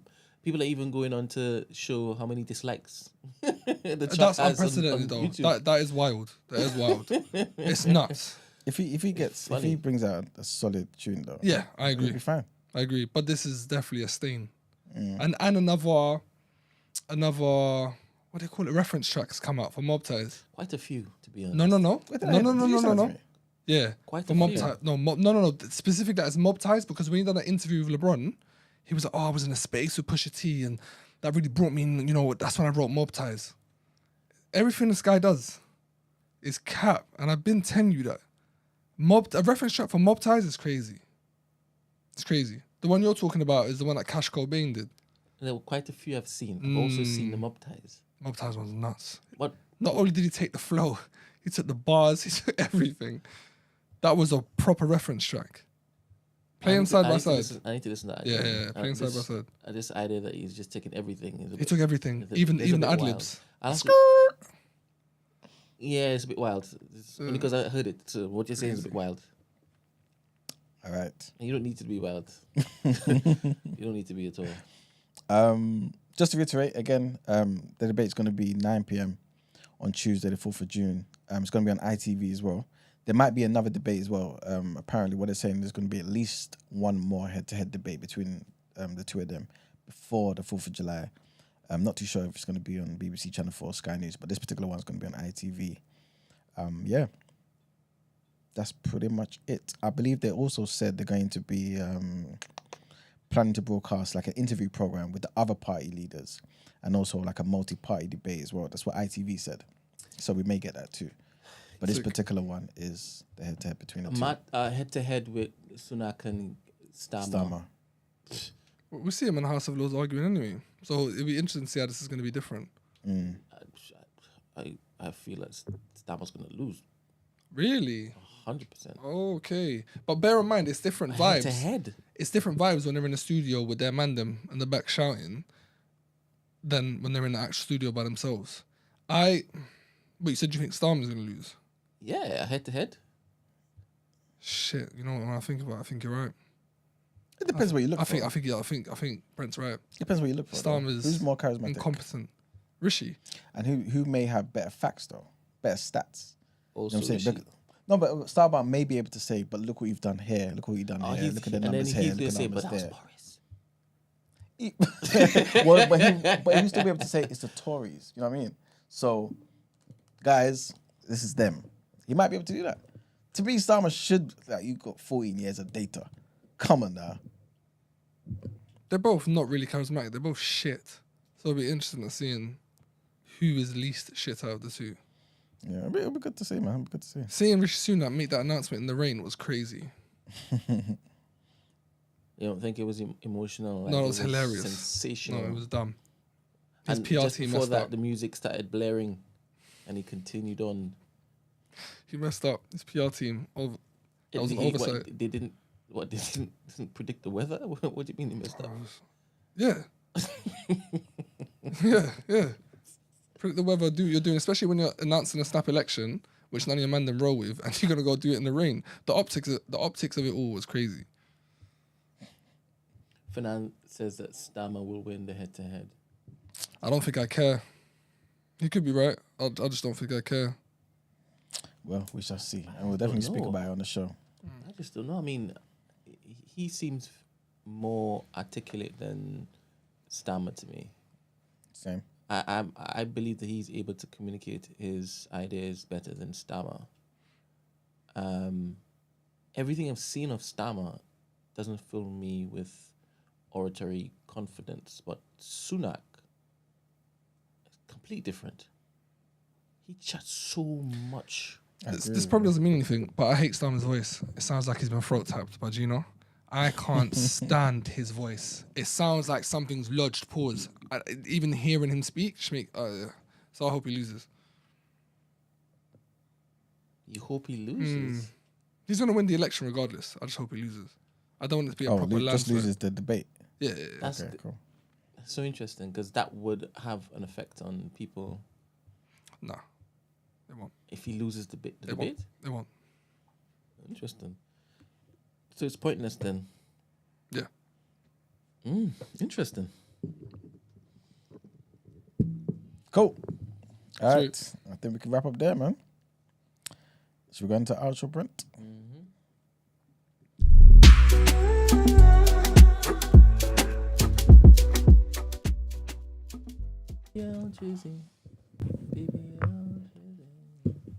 Are you a fan of the song? Yeah, like it's a little jingle. catchy. Yeah. All right, guys. Well, thank you for tuning in and rocking with us this week. Hope you have a great weekend. Make sure that you are following us on all social media platforms. And also, before you leave, like the video before you exit. Also, don't forget to send in your dilemmas for Sis, what would you do? And, yeah. Before we just log out, I'll check this. Rongan says Starmer is a whole barrister. He has to talk the absolute truth.